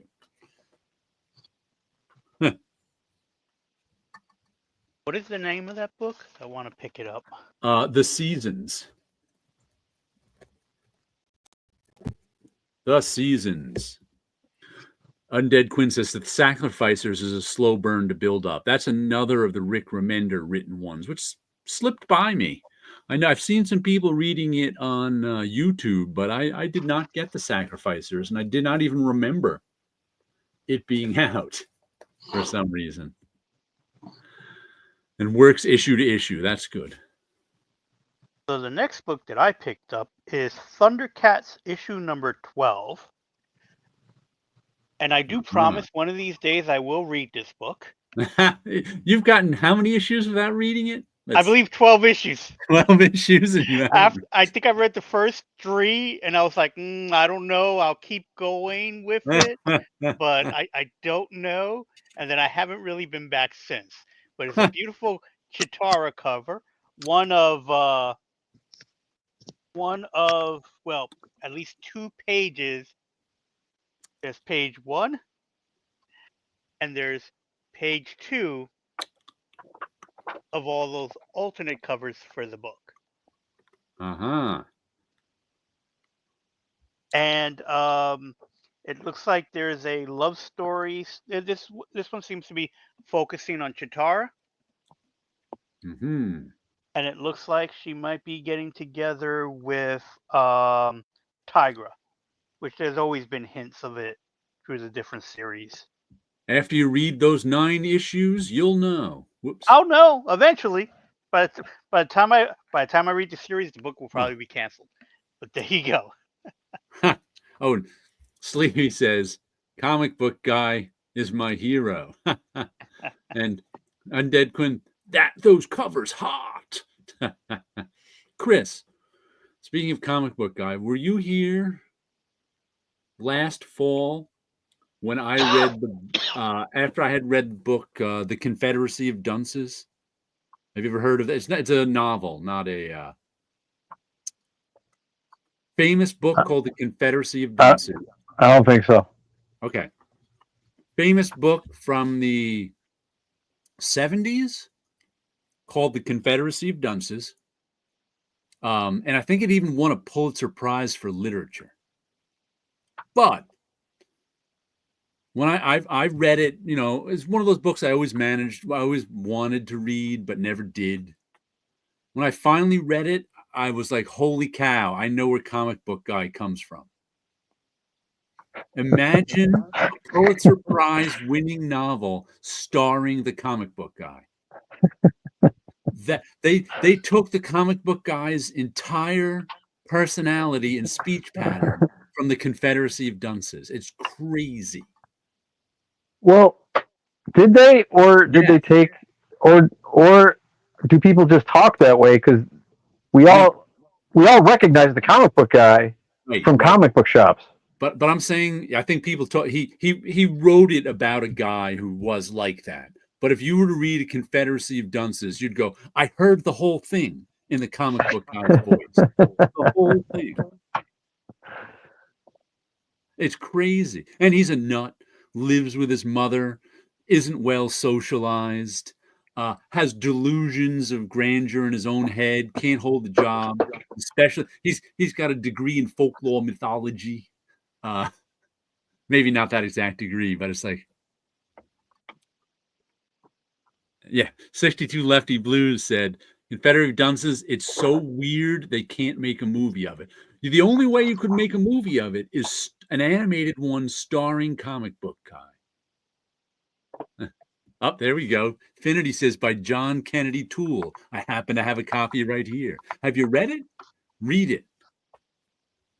The funny thing is, the illustration that's on it has this. You can look at him and go, yeah, that would be what Comic Book Guy would kind of look like. He has this almost John Candy-ish look to him. Yeah, he was overweight. Overweight, big mustache. He looks like so many overweight guys in the 80s that you would picture like Captain Lou Albano. That kind of a look that you see him. And in the book, he kept having like menial jobs that he failed at because he thought he was so far above them. And it's a comedy. It's weird for like that book would win the Pulitzer Prize. It must have been the time and place. Undead Quinn says Lucio Perillo covers are frame and hang them. I got gargoyles for the covers. He has hot dream fantasies about a collie. It's just so strange. Yes, you got me. It has no pictures, so I haven't. This must be an omen. Yeah, read it. Read it, and you'll hear it in the Comic Book Guy's voice. It's nuts. But I was like, wow, a Confederacy of and the story behind it goes like the guy who wrote A Confederacy of Dunces was a failure also. He tried to get it published. He couldn't get it published. I think he was a professor at a couple places down in Louisiana, but he wasn't good at teaching. And he eventually, I think he can't remember if he committed suicide or drank himself to death. But then his mother took the manuscript and she brought it around to place after place after place after place. Until finally one place liked it and published it, and it won a Pulitzer Prize. A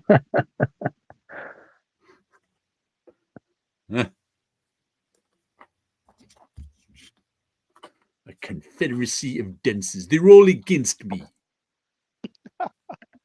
Maybe you should do a reading. As Comic Book Guy.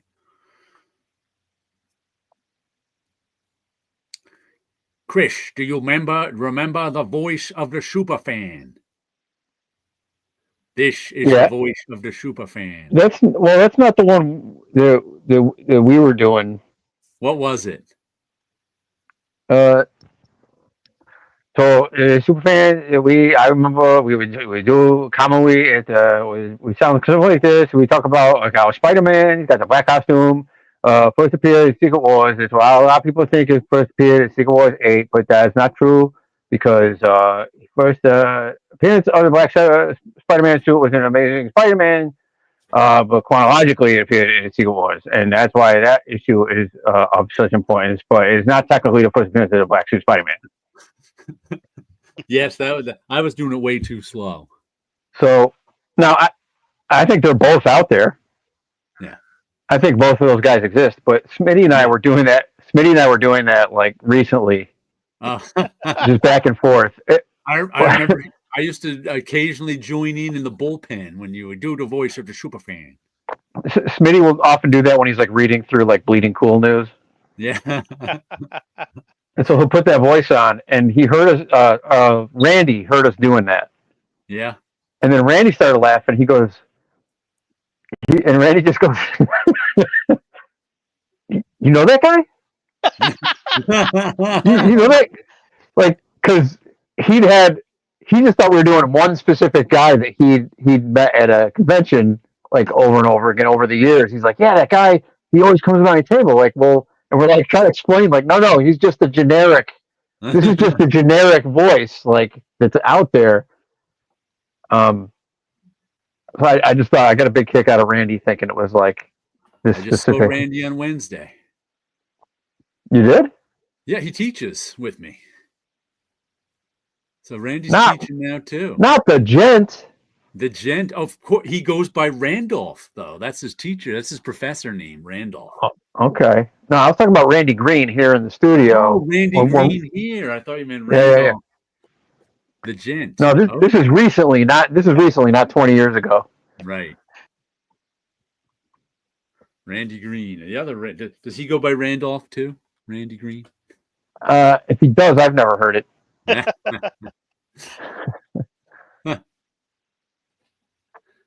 Matter of fact, we did on Wednesdays on break time. I go down to Randy's classroom, and he goes online and tries to guess what comic books I got coming that day. That's how we spend our break time on Wednesdays. Wednesday morning. Does he still do work with for VC? No, he quit that.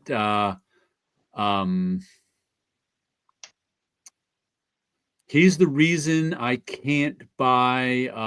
What's his name? Iliopolis?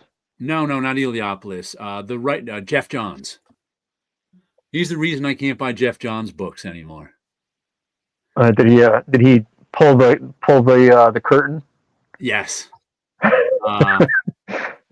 Randy, I think Randy had left VC at this point.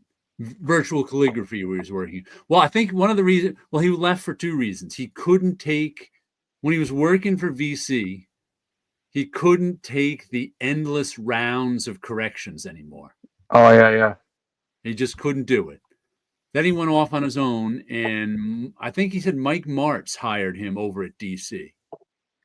So then he got some work at DC. But then Jeff Johns stepped in and said his lettering was too Marvel and he didn't want him on the book. Well, then all of his lettering work went away. What? Yeah. Jeff Johns didn't want him on the book because his lettering was too Marvel. Oh my God. You're all using fonts. Imagine the embarrassment. Imagine the embarrassment. You show your friends. Look at this new DC comic that I wrote, and they open it up and they all start laughing at you, pointing at you. Look at the lettering. It's like this is a DC book. The lettering is like a Marvel book. They start laughing at you. Back off the mic a little. You're breaking up on us. I'm sorry. Yeah, you should have told Jeff Johns. Yeah, we're paying Todd Klein, but his budget comes out of your salary. Yeah, but at that point, I don't know really if lettering quit. I think Randy quit lettering and lettering quit him. So now he's doing teaching, and I think he also He works for Adobe. Also teaching stuff. So he goes around to different places and teaches them about the Adobe suite. And he's got a wife and two kids. All right. What does he teach at the school?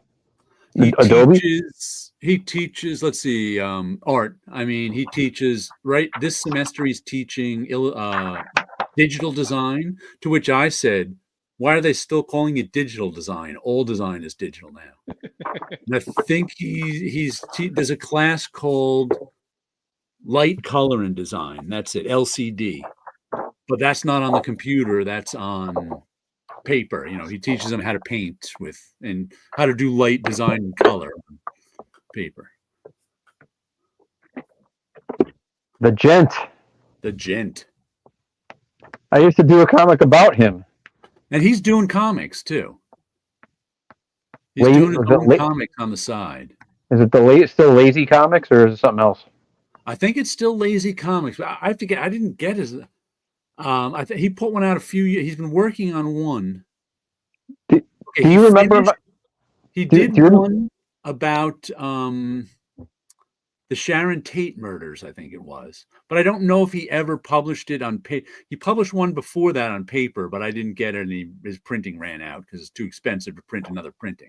Then he did one about the Sharon Tate murders, but I didn't get to read that. I'll have to track that down. Now he's working on two. He's working on one called Fresh Air Kids, which is about fresh air kids. Those are the kids from the city who they take out to the suburbs in the country. And I think he just said he started a new one, but he hasn't finished Fresh Air Kids yet. So he's keeping busy with comics. Did you know I did a Bullpen Circus style comic about Randy? No, I don't think so. It was called Gent 13. And I think it was the adventures of Randy Gentile at the age of 13. Look up Randy Gentile. You can find his comics probably on the internet somewhere. And Undead Queen says someone should read Confederate Dunces and Comic Book Guy and put it on YouTube. Seconded by yeah.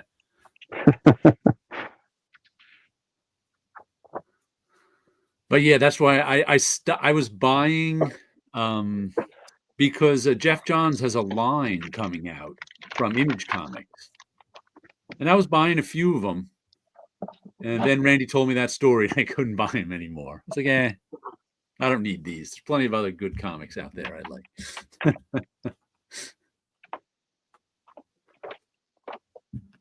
I can't believe that.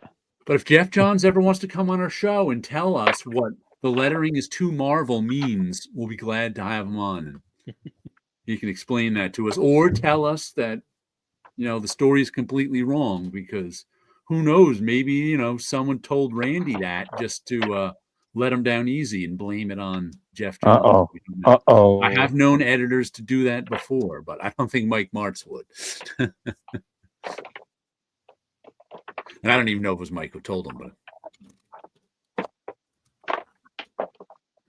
I wouldn't put it past Ralph, but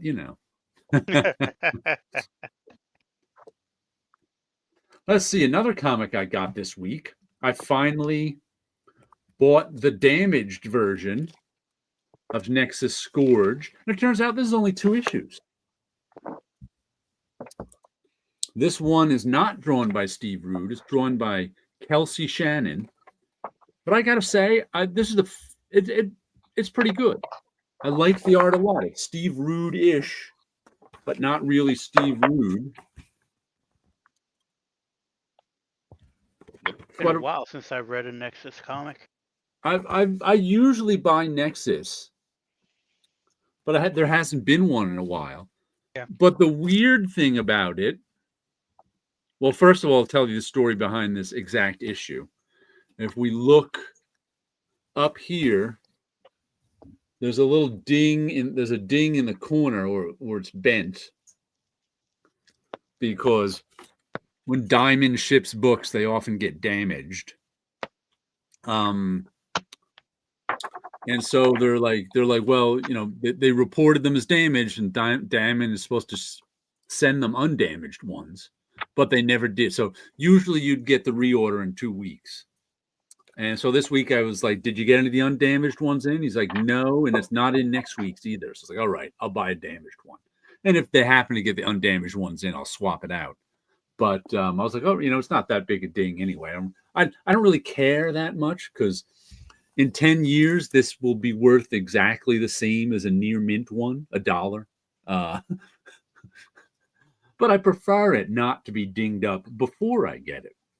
But what was so strange about this story was that it was Nexus getting like the first issue, because Nexus, for those of you who don't know, Nexus is super powerful. He gets his power from this guy called the Merc, and he tries to do good with it, but every once in a while, the Merc wants him to execute a bad guy. So the Merc will send him these dreams/nightmares that tell Nexus who he has to execute. And Nexus, if he wants these nightmares to stop, he has to fly off, find the evil guy, and execute him. That's the general plot to Nexus. Except he's also running this moon that's like, it's a planet/moon that people live on, that he gives refugees refuge on. So like people from all over the solar system, galaxy, I don't know what, looking for asylum, go to Elam, Y-L-U-M. That's the name of the moon. And there's always stuff going on the moon with the politicians and this. Like Nexus is in charge of it, but he's really not in charge of any kind of day-to-day op. He just lives there and lets other people live there. But the other people living there are trying to organize things. But in this case, he gets word that some great, sort of like a Galactus level villain, is coming in, encroaching on like civilized space and killing planets. And so Nexus is going out to see what he can do. And meanwhile, he runs into this, I forget the other guy's name. Oh. He runs into this herald. There's a guy who's like really Galactus. He's even got a herald who rides a, there's the herald of whatever this other guy's name is. Let's see. Who like lives in a black hole, lottie. And Nexus is kind of recruit this Galactus to kick the other Galactus's ass. But then he gets this kind of meeting, and there's some weird thing going on with Nexus playing golf with his golf club. And eventually, there's the Galactus guy. And he's like, nah, not going to help you. And then where's the... Krug is the name of the other Galactus-like guy who just like takes down whole civilizations, who's standing there. And Gormondo is the name of the Galactus guy. He's like, how do you hope to stop me? Gormondo? I hope. And like these two have been fighting throughout the ages too. Okay. And then all of a sudden, Nexus goes, excuse me 1 minute, picks up the golf club and beats him to death with it. And goes, they didn't have titanium matrix ceramic back in your day. And that's the end of the series. It's just like, what? Gormondo is in your debt. What? He just beat the super cosmic guy who destroys planets to death with a golf club? What? The new updated Ultimate Nullifier. Yeah, maybe. Hey, you know what? That makes as much sense as anything. But that was such a weird ending. And then it's like the end. I'm like, are there 2 more issues they had a plan on, and then the sales weren't good for the first one? Well, this was a crowdfunded comic before it came out. It was always supposed to do that. What was it? This was crowdfunded? Yeah. Oh, okay. It was just such a strange ending. I'm okay with spending, $5 on a crowdfunded comic in the comic shop rather than $15 on Kickstarter. Let's see. Finity, the timey-wimey-limey, says, I used to be an InDesign and Photoshop trainer, but now I'm full circle and making a comic book like when I was a teenager. That's cool. Let us know what your comic is about sometime. Give it a look. Want to show us another comic, Wilson? What do you got? Sure. So next book I got here, haven't read them yet, but it's issue 5 of Gotcha Man from Mad Cave. Okay. Funny enough, this issue is not being drawn by Chris Batista. So I'm guessing this is the taking a break issue. Oh, what is it? No, yeah, number 6. Number 6 is often the taking a break. Number 6, yes. Because they Let's do a lot of see. trades in five issues. Pasquale. I don't even know how to pronounce that last name. Pasquale Qualano. Voila. If you say so. Pasquale Wallano. I mean, the Qualano. art is nice. It has a nice animated feel. Yeah. That's a Qualano. That's a Q. Qualano. Pasquale Qualano. Yeah. Colano. Pasquale. Qualano. Pasquale Qualano. How are you doing? Good looking art. Looks very similar to the Japanese animated series.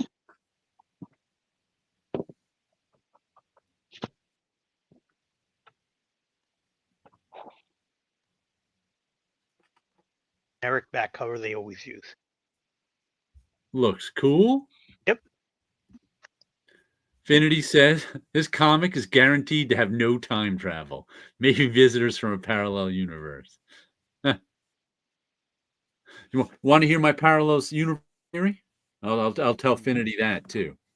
If there were such a thing as parallel universes, odds are we wouldn't be able to tell them apart. It says, yes, please. Because we always think of parallel universe, because what would be the mechanism for making a parallel universe? We always think of a parallel universe as always some dramatic event that creates the parallel universes. So that puts the parallel universe on like the shoulders of human beings. That doesn't quite make a lot of sense. And if you want to say, if what makes a parallel universe is different choices that an individual makes, then I always use the example of in the 90s when I was commuting into Marvel, I used to take the bus to Port Authority. And Take your bus.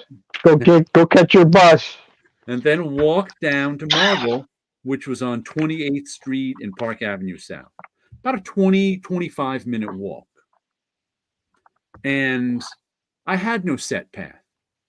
I would either walk by the traffic or how I felt. It was just kind of like, and I tried to, I would just like walk this way. Then I felt like walking. So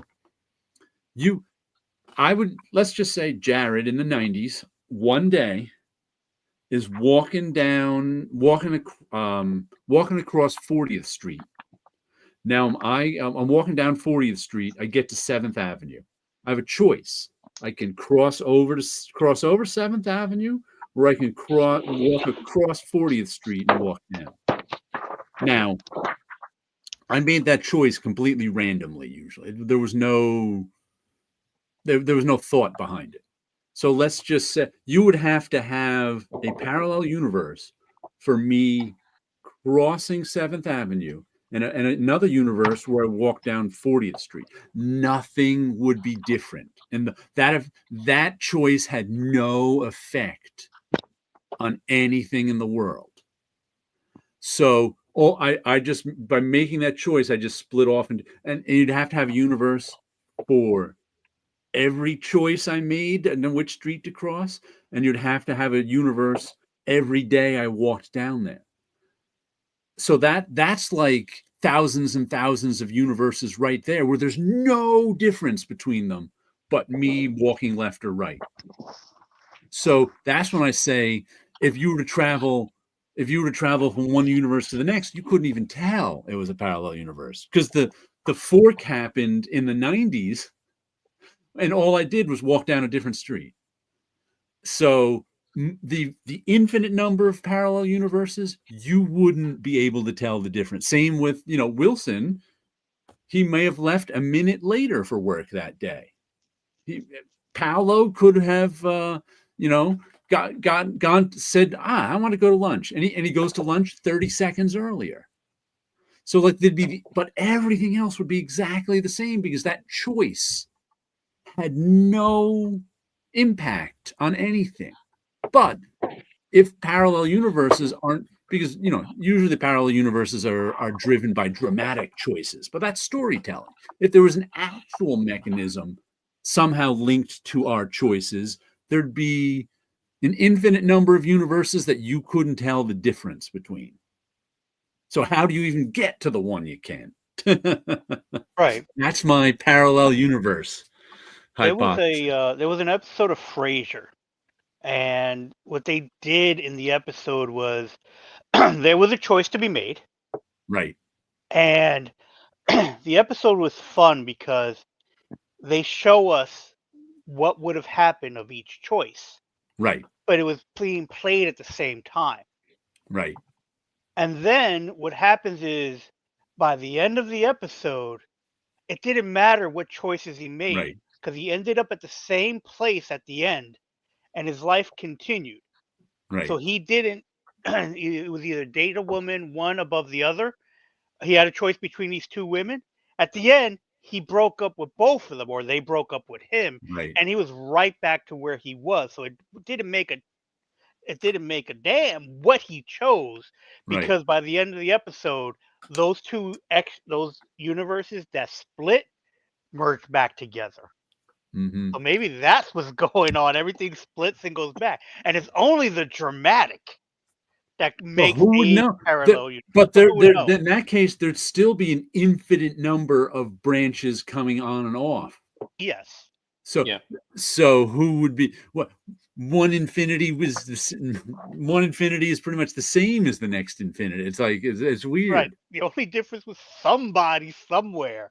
Which is why when we Yeah. tell stories about parallel universes, we want the drama of. It needs to be But if it worked dramatic, for yeah. real, there'd be no, there wouldn't be drama.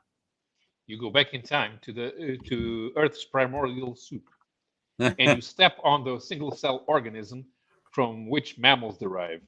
And now you go back and there are no mammals. Or the next day, one of them popped up. Who knows? Let's see. Finity said, did you spell out words with your paths like in the City of Glass? I don't think I did. But yeah, most of our choices are inconsequential. Yeah. Do I put sugar in coffee or no? That's why I'm going to avoid going TO even one more universe. Just having visitors from a second universe be interesting. Yeah. Let's show you another comic from another universe. We have got Babs, Garth Ennis and Jason Burrows. This is on the back. It gives us it without the logos. This is the Barbarian story, the comedy Barbarian with she's our lead. They got taken prisoner and made slaves last issue, so this issue is our jailbreak. And there's some comedy in it. She shows up with her ghost army to kick some ass, but then it turns out the ghosts can't really care anyone. But I enjoy these Garth Ennis, Jason Burrow joints. I think this is the third one I've gotten from them. And it's good stuff. So, a fine comic. 62 Lefty Blues says the Polish film from 1981, Blind Chance, was one of the first with having a choice and the audience seeing all three versions. Later, Jared Leto is Mr. Nobody, which borrowed heavily from it. Yeah, I've seen that.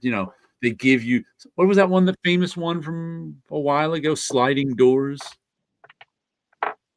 I never saw it, but I think that was like some woman having choice. That their metaphor was sliding doors was each choice. I know Sliding Doors, but not those two movies. Thank you, 62 Lefty Blues. There we go. Have you bought any comics recently, Chris? I got comics that Jody's left on my desk piling up. Ah, okay. G.I. G.I. Joe. Joe. We'll get him big for us so he can show us. G.I. Joe. G.I. Joe.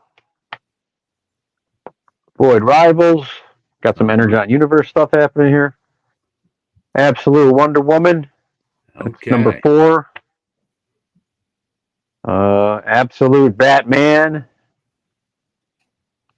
What number is this? Number 4. Absolute Batman number 3. Absolute Superman number 3. So Chris doesn't have to go to the comic shop. He can just And read. the comic shop now comes to me. Yeah.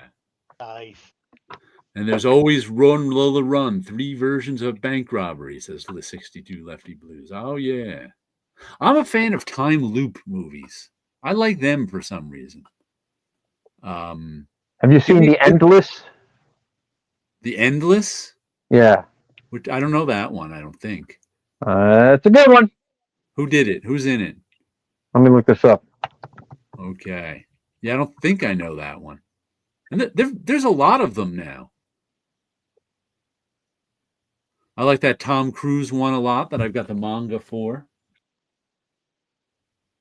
which is somewhere up there. That's Hold a good on. one.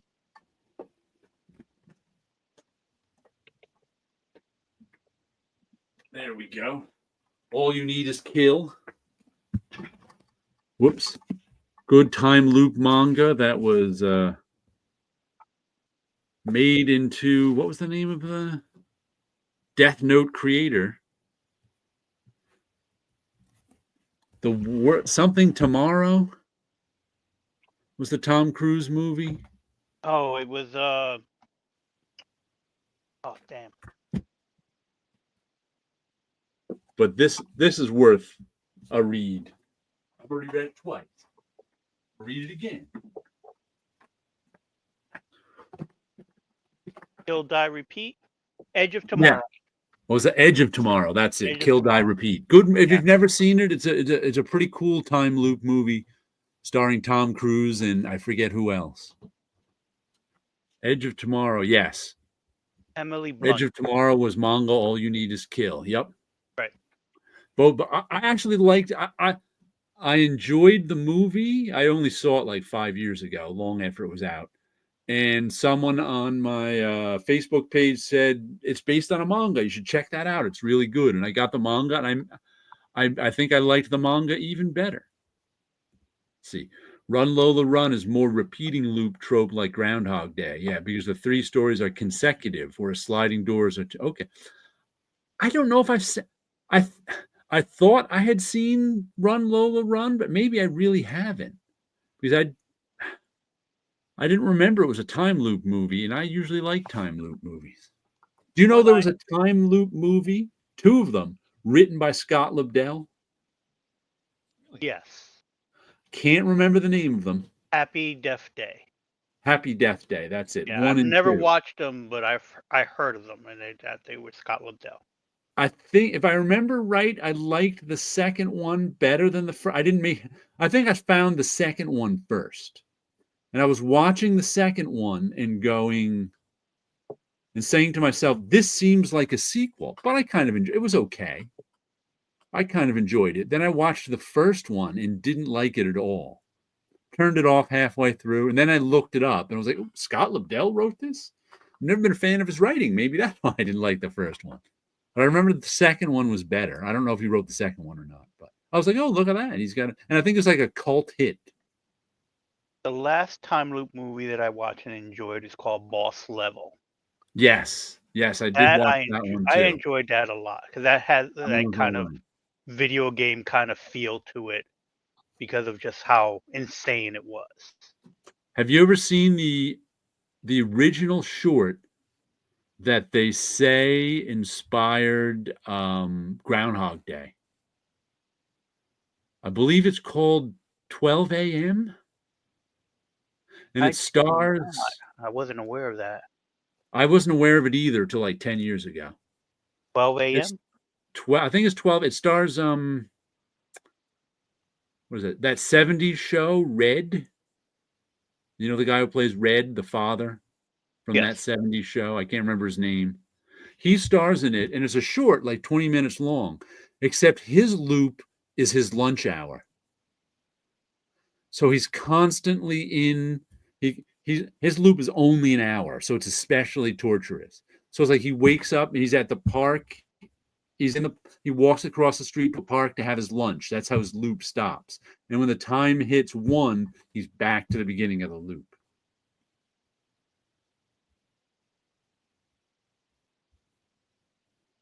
Let's see. Infinity says, I'm definitely in good company here, panel and chat. Glad I'm on the timeline where I stayed in here to watch the show before going out to coffee. 62 Lefty says, Chris is talking about Endless from Moorhead and Benson. 2 guys who wrote it and directed are in it. They've escaped a cult and go back for a visit, and the area has time loops all over it.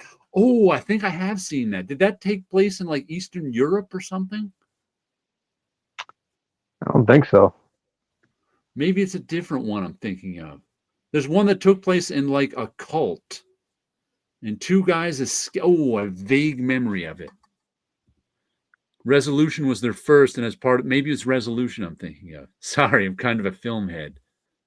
There was one I said people trying to escape a cult, and they were running away, and they found this cabin. I think it took place like not in the U.S., somewhere in Europe. I thought it was like Eastern Europe, but I'm not 100% sure. But it was weird. Let's see, another comic I got, Dust to Dust, which continues our Dust Bowl drama. People trying to survive the Great Depression in, I think, Kansas. And what was the weird part? It's like a realistic Dust Bowl drama. There's like no magical realism in it. Oh, there it is. 12:01 p.m. short 1990. Kurtwood Smith says Ramos Comics. I think I've heard of that Ramos Comics. That's worth a watch. Let's see. Like I said, there's no magical realism or anything in it, except I think there was a dream sequence where one of the guys from Mars shows up. I'm like, huh? What's going on here? Little girl walking in the dead. Then all of a sudden, the rider in Mars saves the little girl. And then this guy wakes up. I'm like, I think that was his dream sequence, because the rest of it's like completely grounded, realistic Dust Bowl drama. But I'm really enjoying this one. Who is it? J.G. Jones and Phil Bram. Infinity says, this is why I'm not having any going to any other universes. Sequels, too many great science fiction ideas. Doppelgangers from second universes keeping me busy enough. Here's the idea I've always had. I'll give it to you because it's not really a story. It's just an idea. And I'm never going to do anything with it.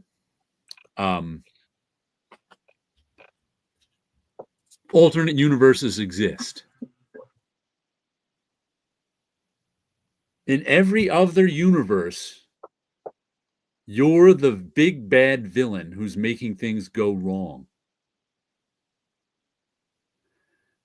And you're the only universe where you're not a villain in. So they come to try to kidnap you to see if you can stop yourself. Who's a big bad villain? And you have no idea what's going on. Like I said, it's not an idea for a story. It's just an idea.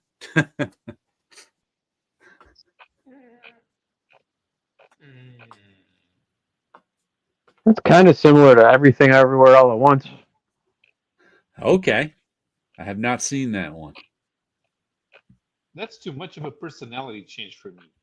Infinity says, get out of my mind.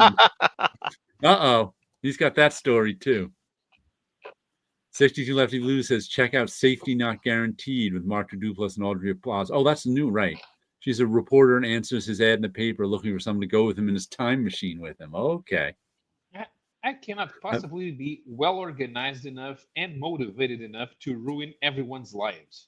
I have a section in my movie collection with about 15 plus time travel movies. See, the you in this world, Paolo, is you're just not into this whole conquering the universe thing. No, Whatever. You got things to too do. much work. Yeah. But Paolo in Or some things to alternate not. universe. No. More importantly, I have things to not do. Right. So what insight could they glean from you? I don't know. Stop. Eat some Any work, more drink some comics, wine. Wilson? One more comic. Actually, no, maybe it's two. Did I show you Superman? I don't think you did. All right. So we have Superman issue number 22, Planet Doomsday. Ooh. So some alien creatures show up in Metropolis, basically wanting Doomsday to be returned to be punished for what he did on their planet. In this particular storyline, Lois Lane also has superpowers. She is going around as Superwoman. Harry White is the mayor, and Lois is supposed to be the editor-in-chief of the Daily Planet, but she's too busy going out on adventures with Superman. Mm-hmm. So Jimmy Olsen is kind of running things. And in the course of the story, this person wants Doomsday for punishment, and Superman is not going to let him go. Where is Doomsday? He is captured by Superman, Okay. and he's like basically has been in Superman's possession. So Superman's like, I'm his jailer. I got it. Don't you worry. Yeah, basically. And because this guy came and attacked, and Superman was basically protecting Doomsday, they team up. And the wackiness ensues. That's And I like think- Bugs Bunny and Daffy Duck teaming up. That shouldn't Pretty happen. And I think Jimmy is dating what is her name? Her name escapes me right now. Not Killer Shriek. Lady Banshee. Okay. Silver Banshee. I think they're dating. I am not too sure. I haven't read this whole issue. I was skimming through it. And yeah, there's some nice adventures going on in the Superman worlds. What's the other one? And the other book Yeah. is Amazing Spider-Man, number 66. The 8 deaths. Continues the 8 deaths of Spider-Man. So How many Spider-Man Black Cat Makeout covers do you think there are? Oh, quite a few. I don't know. Because of that kiss in the movie, I think that I've seen a few.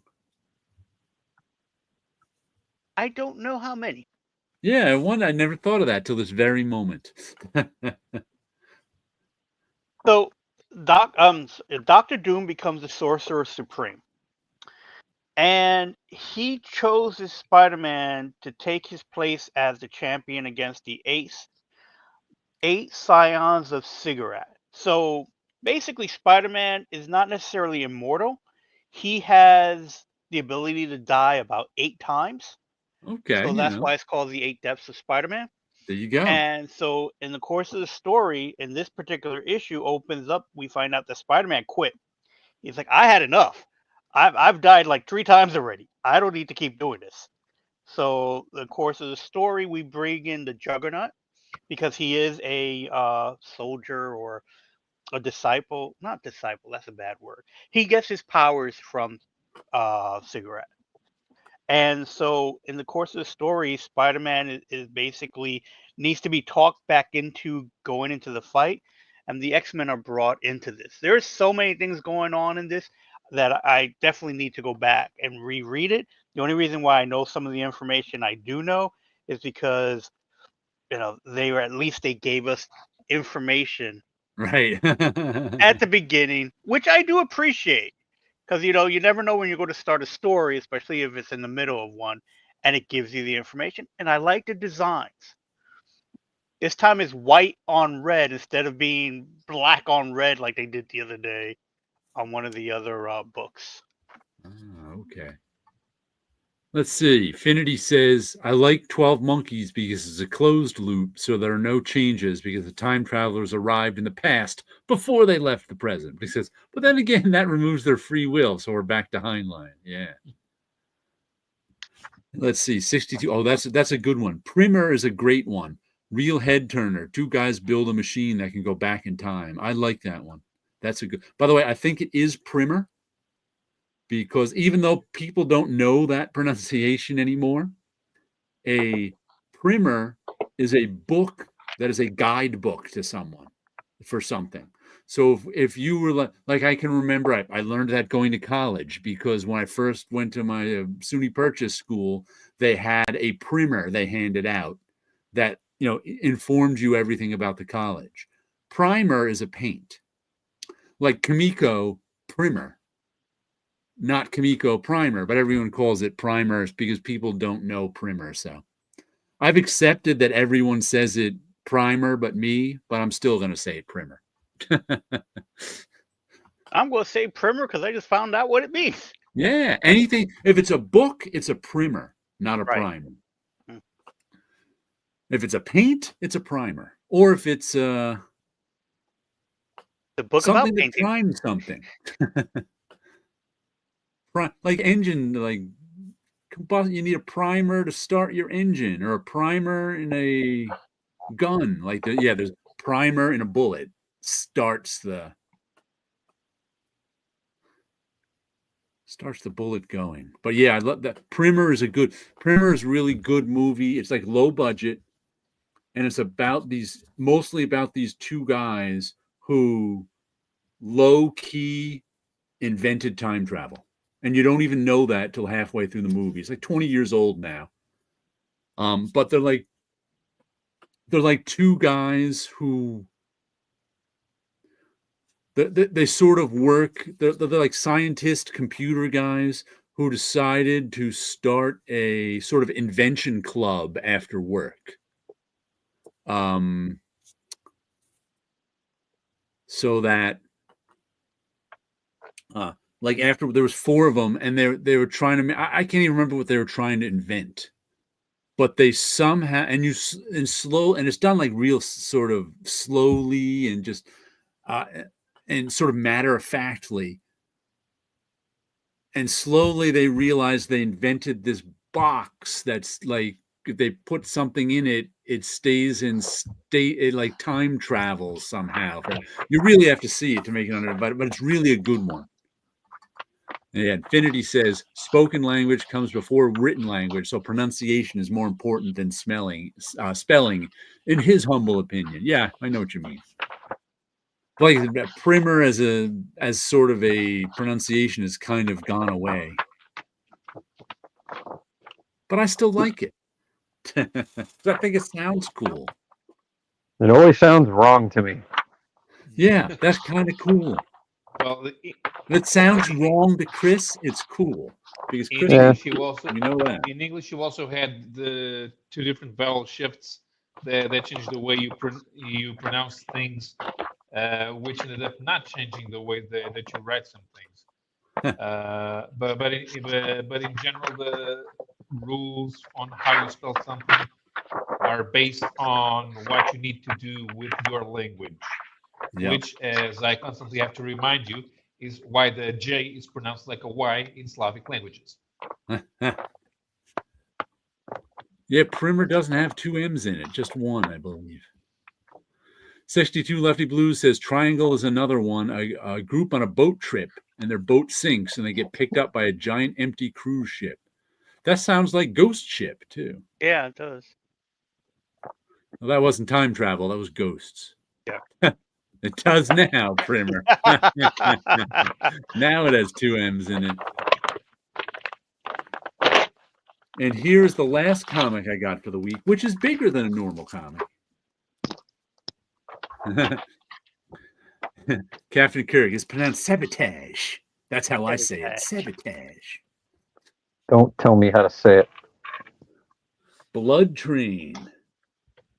which is magazine sized, and saddle stitched. It's got staples. I was happy to see rather than square bound, so it opens nicely.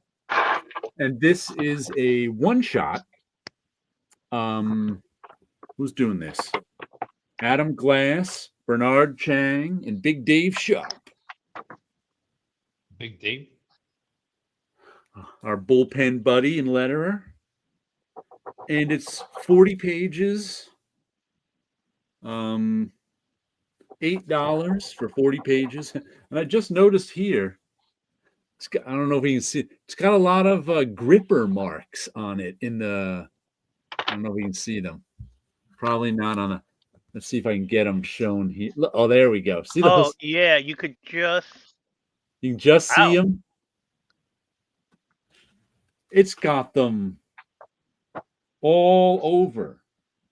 And that's from the press gripping the paper and pulling it through. It's not supposed to do that. Yeah. That's what we'd call a production. I wonder how would they grade that as a production error, I wonder. I wonder if if CGC knows that's a production error. But it's got gripper marks all across the back. Not on the front. But it's blood train. It's a train that goes from Siberia, it says up there, to where are they ending up? Belgium? Somewhere in Europe. But one shot, it's a horror movie. People, this group I like it was well drawn. I even like sort of like nice splash. I even like sort of the let me show you. I like sort of the slice of life art even better than the monster art. Like there's our group of teenagers or something going across the train. Where's that? Guy walking in front of the train. Watch out. But I don't think the train hit him. I don't think the train was moving at that time.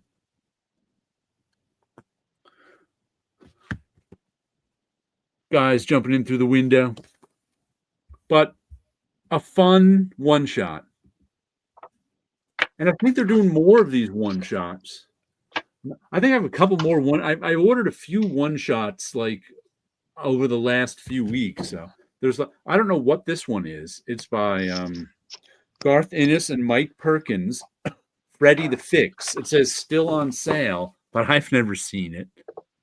I've never seen it in final order cutoff either. Because I would buy a Garth Ennis and Mike Perkins book. Maybe it's not out yet, and I guess Ninth Circle is the imprint. Because here's Kids, Garth Ennis and Dalibor Talishik. Kids. I know Paulo has told me how to pronounce that before, but of course I've forgotten. Dalibor Talajic. Dalibor Talajic. Talajic. Maria Lovett's Violent Flowers. I think it's a regular comic. And there's Seasons by Paul and Paul Azaceta and Rick Remender. Then there's a little, what is this one? Oh, there's an ad for Dust. Is this Mike Perkins? Stay out. Oh, this is Joe Pruitt and Butch Geis. Stay Out of the Woods. Another, I think I ordered this one, if I remember correctly. Another Ninth Circle. So I guess they're doing a series of 40-page magazine size ones. Which I'm looking forward to. I like the one shot. I like one shots. Movie pitches or whatever they are. Mm-hmm. Well, I don't have to. Oh, 62 Lefty Blues says Freddy the Fixer is out. I picked it up. I'll see if they can get it for me. First appearance of gripper marks. That's a whisper key, not a quiet key. I like to be awkward and contradictory. This channel is making way too much sense. He found his people. Uh-oh. Since November Diamond screwed up orders across the country and have not rectified much. Ah, okay. So maybe it never even got into my shop. Yeah, I don't remember seeing it in final order cutoff either, but I'll have to inquire at my shop if they can get it. Freddy the Fixer. because I like that creative team. Usually, if I like every week I get the final order cutoff, and I'll click on the first issues and see what they are. I think that's all my comics. And if I like it, I'll order it. Oof. I got a bit of a sore back today. Getting out of the car, I bent over to move something, pick something up, and my lower back spasmed. I was like, Oh, wow. where'd that come from? So it's still sore these few days later. Take anything for it? Nah, it just hurts. It's nothing chronic, or it's just some Right. sore muscles. Okay. I'll take a Tylenol PM at night so I can sleep. But other than that, I just try to rest it. So,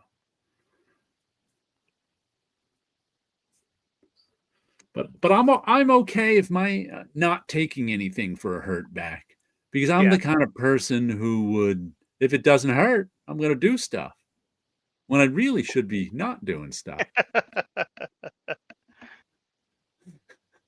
So the pain reminds me to not do stuff. I'm Right. okay with that. Because I'd be like, yeah, I'm good, no problem. And I'm not good.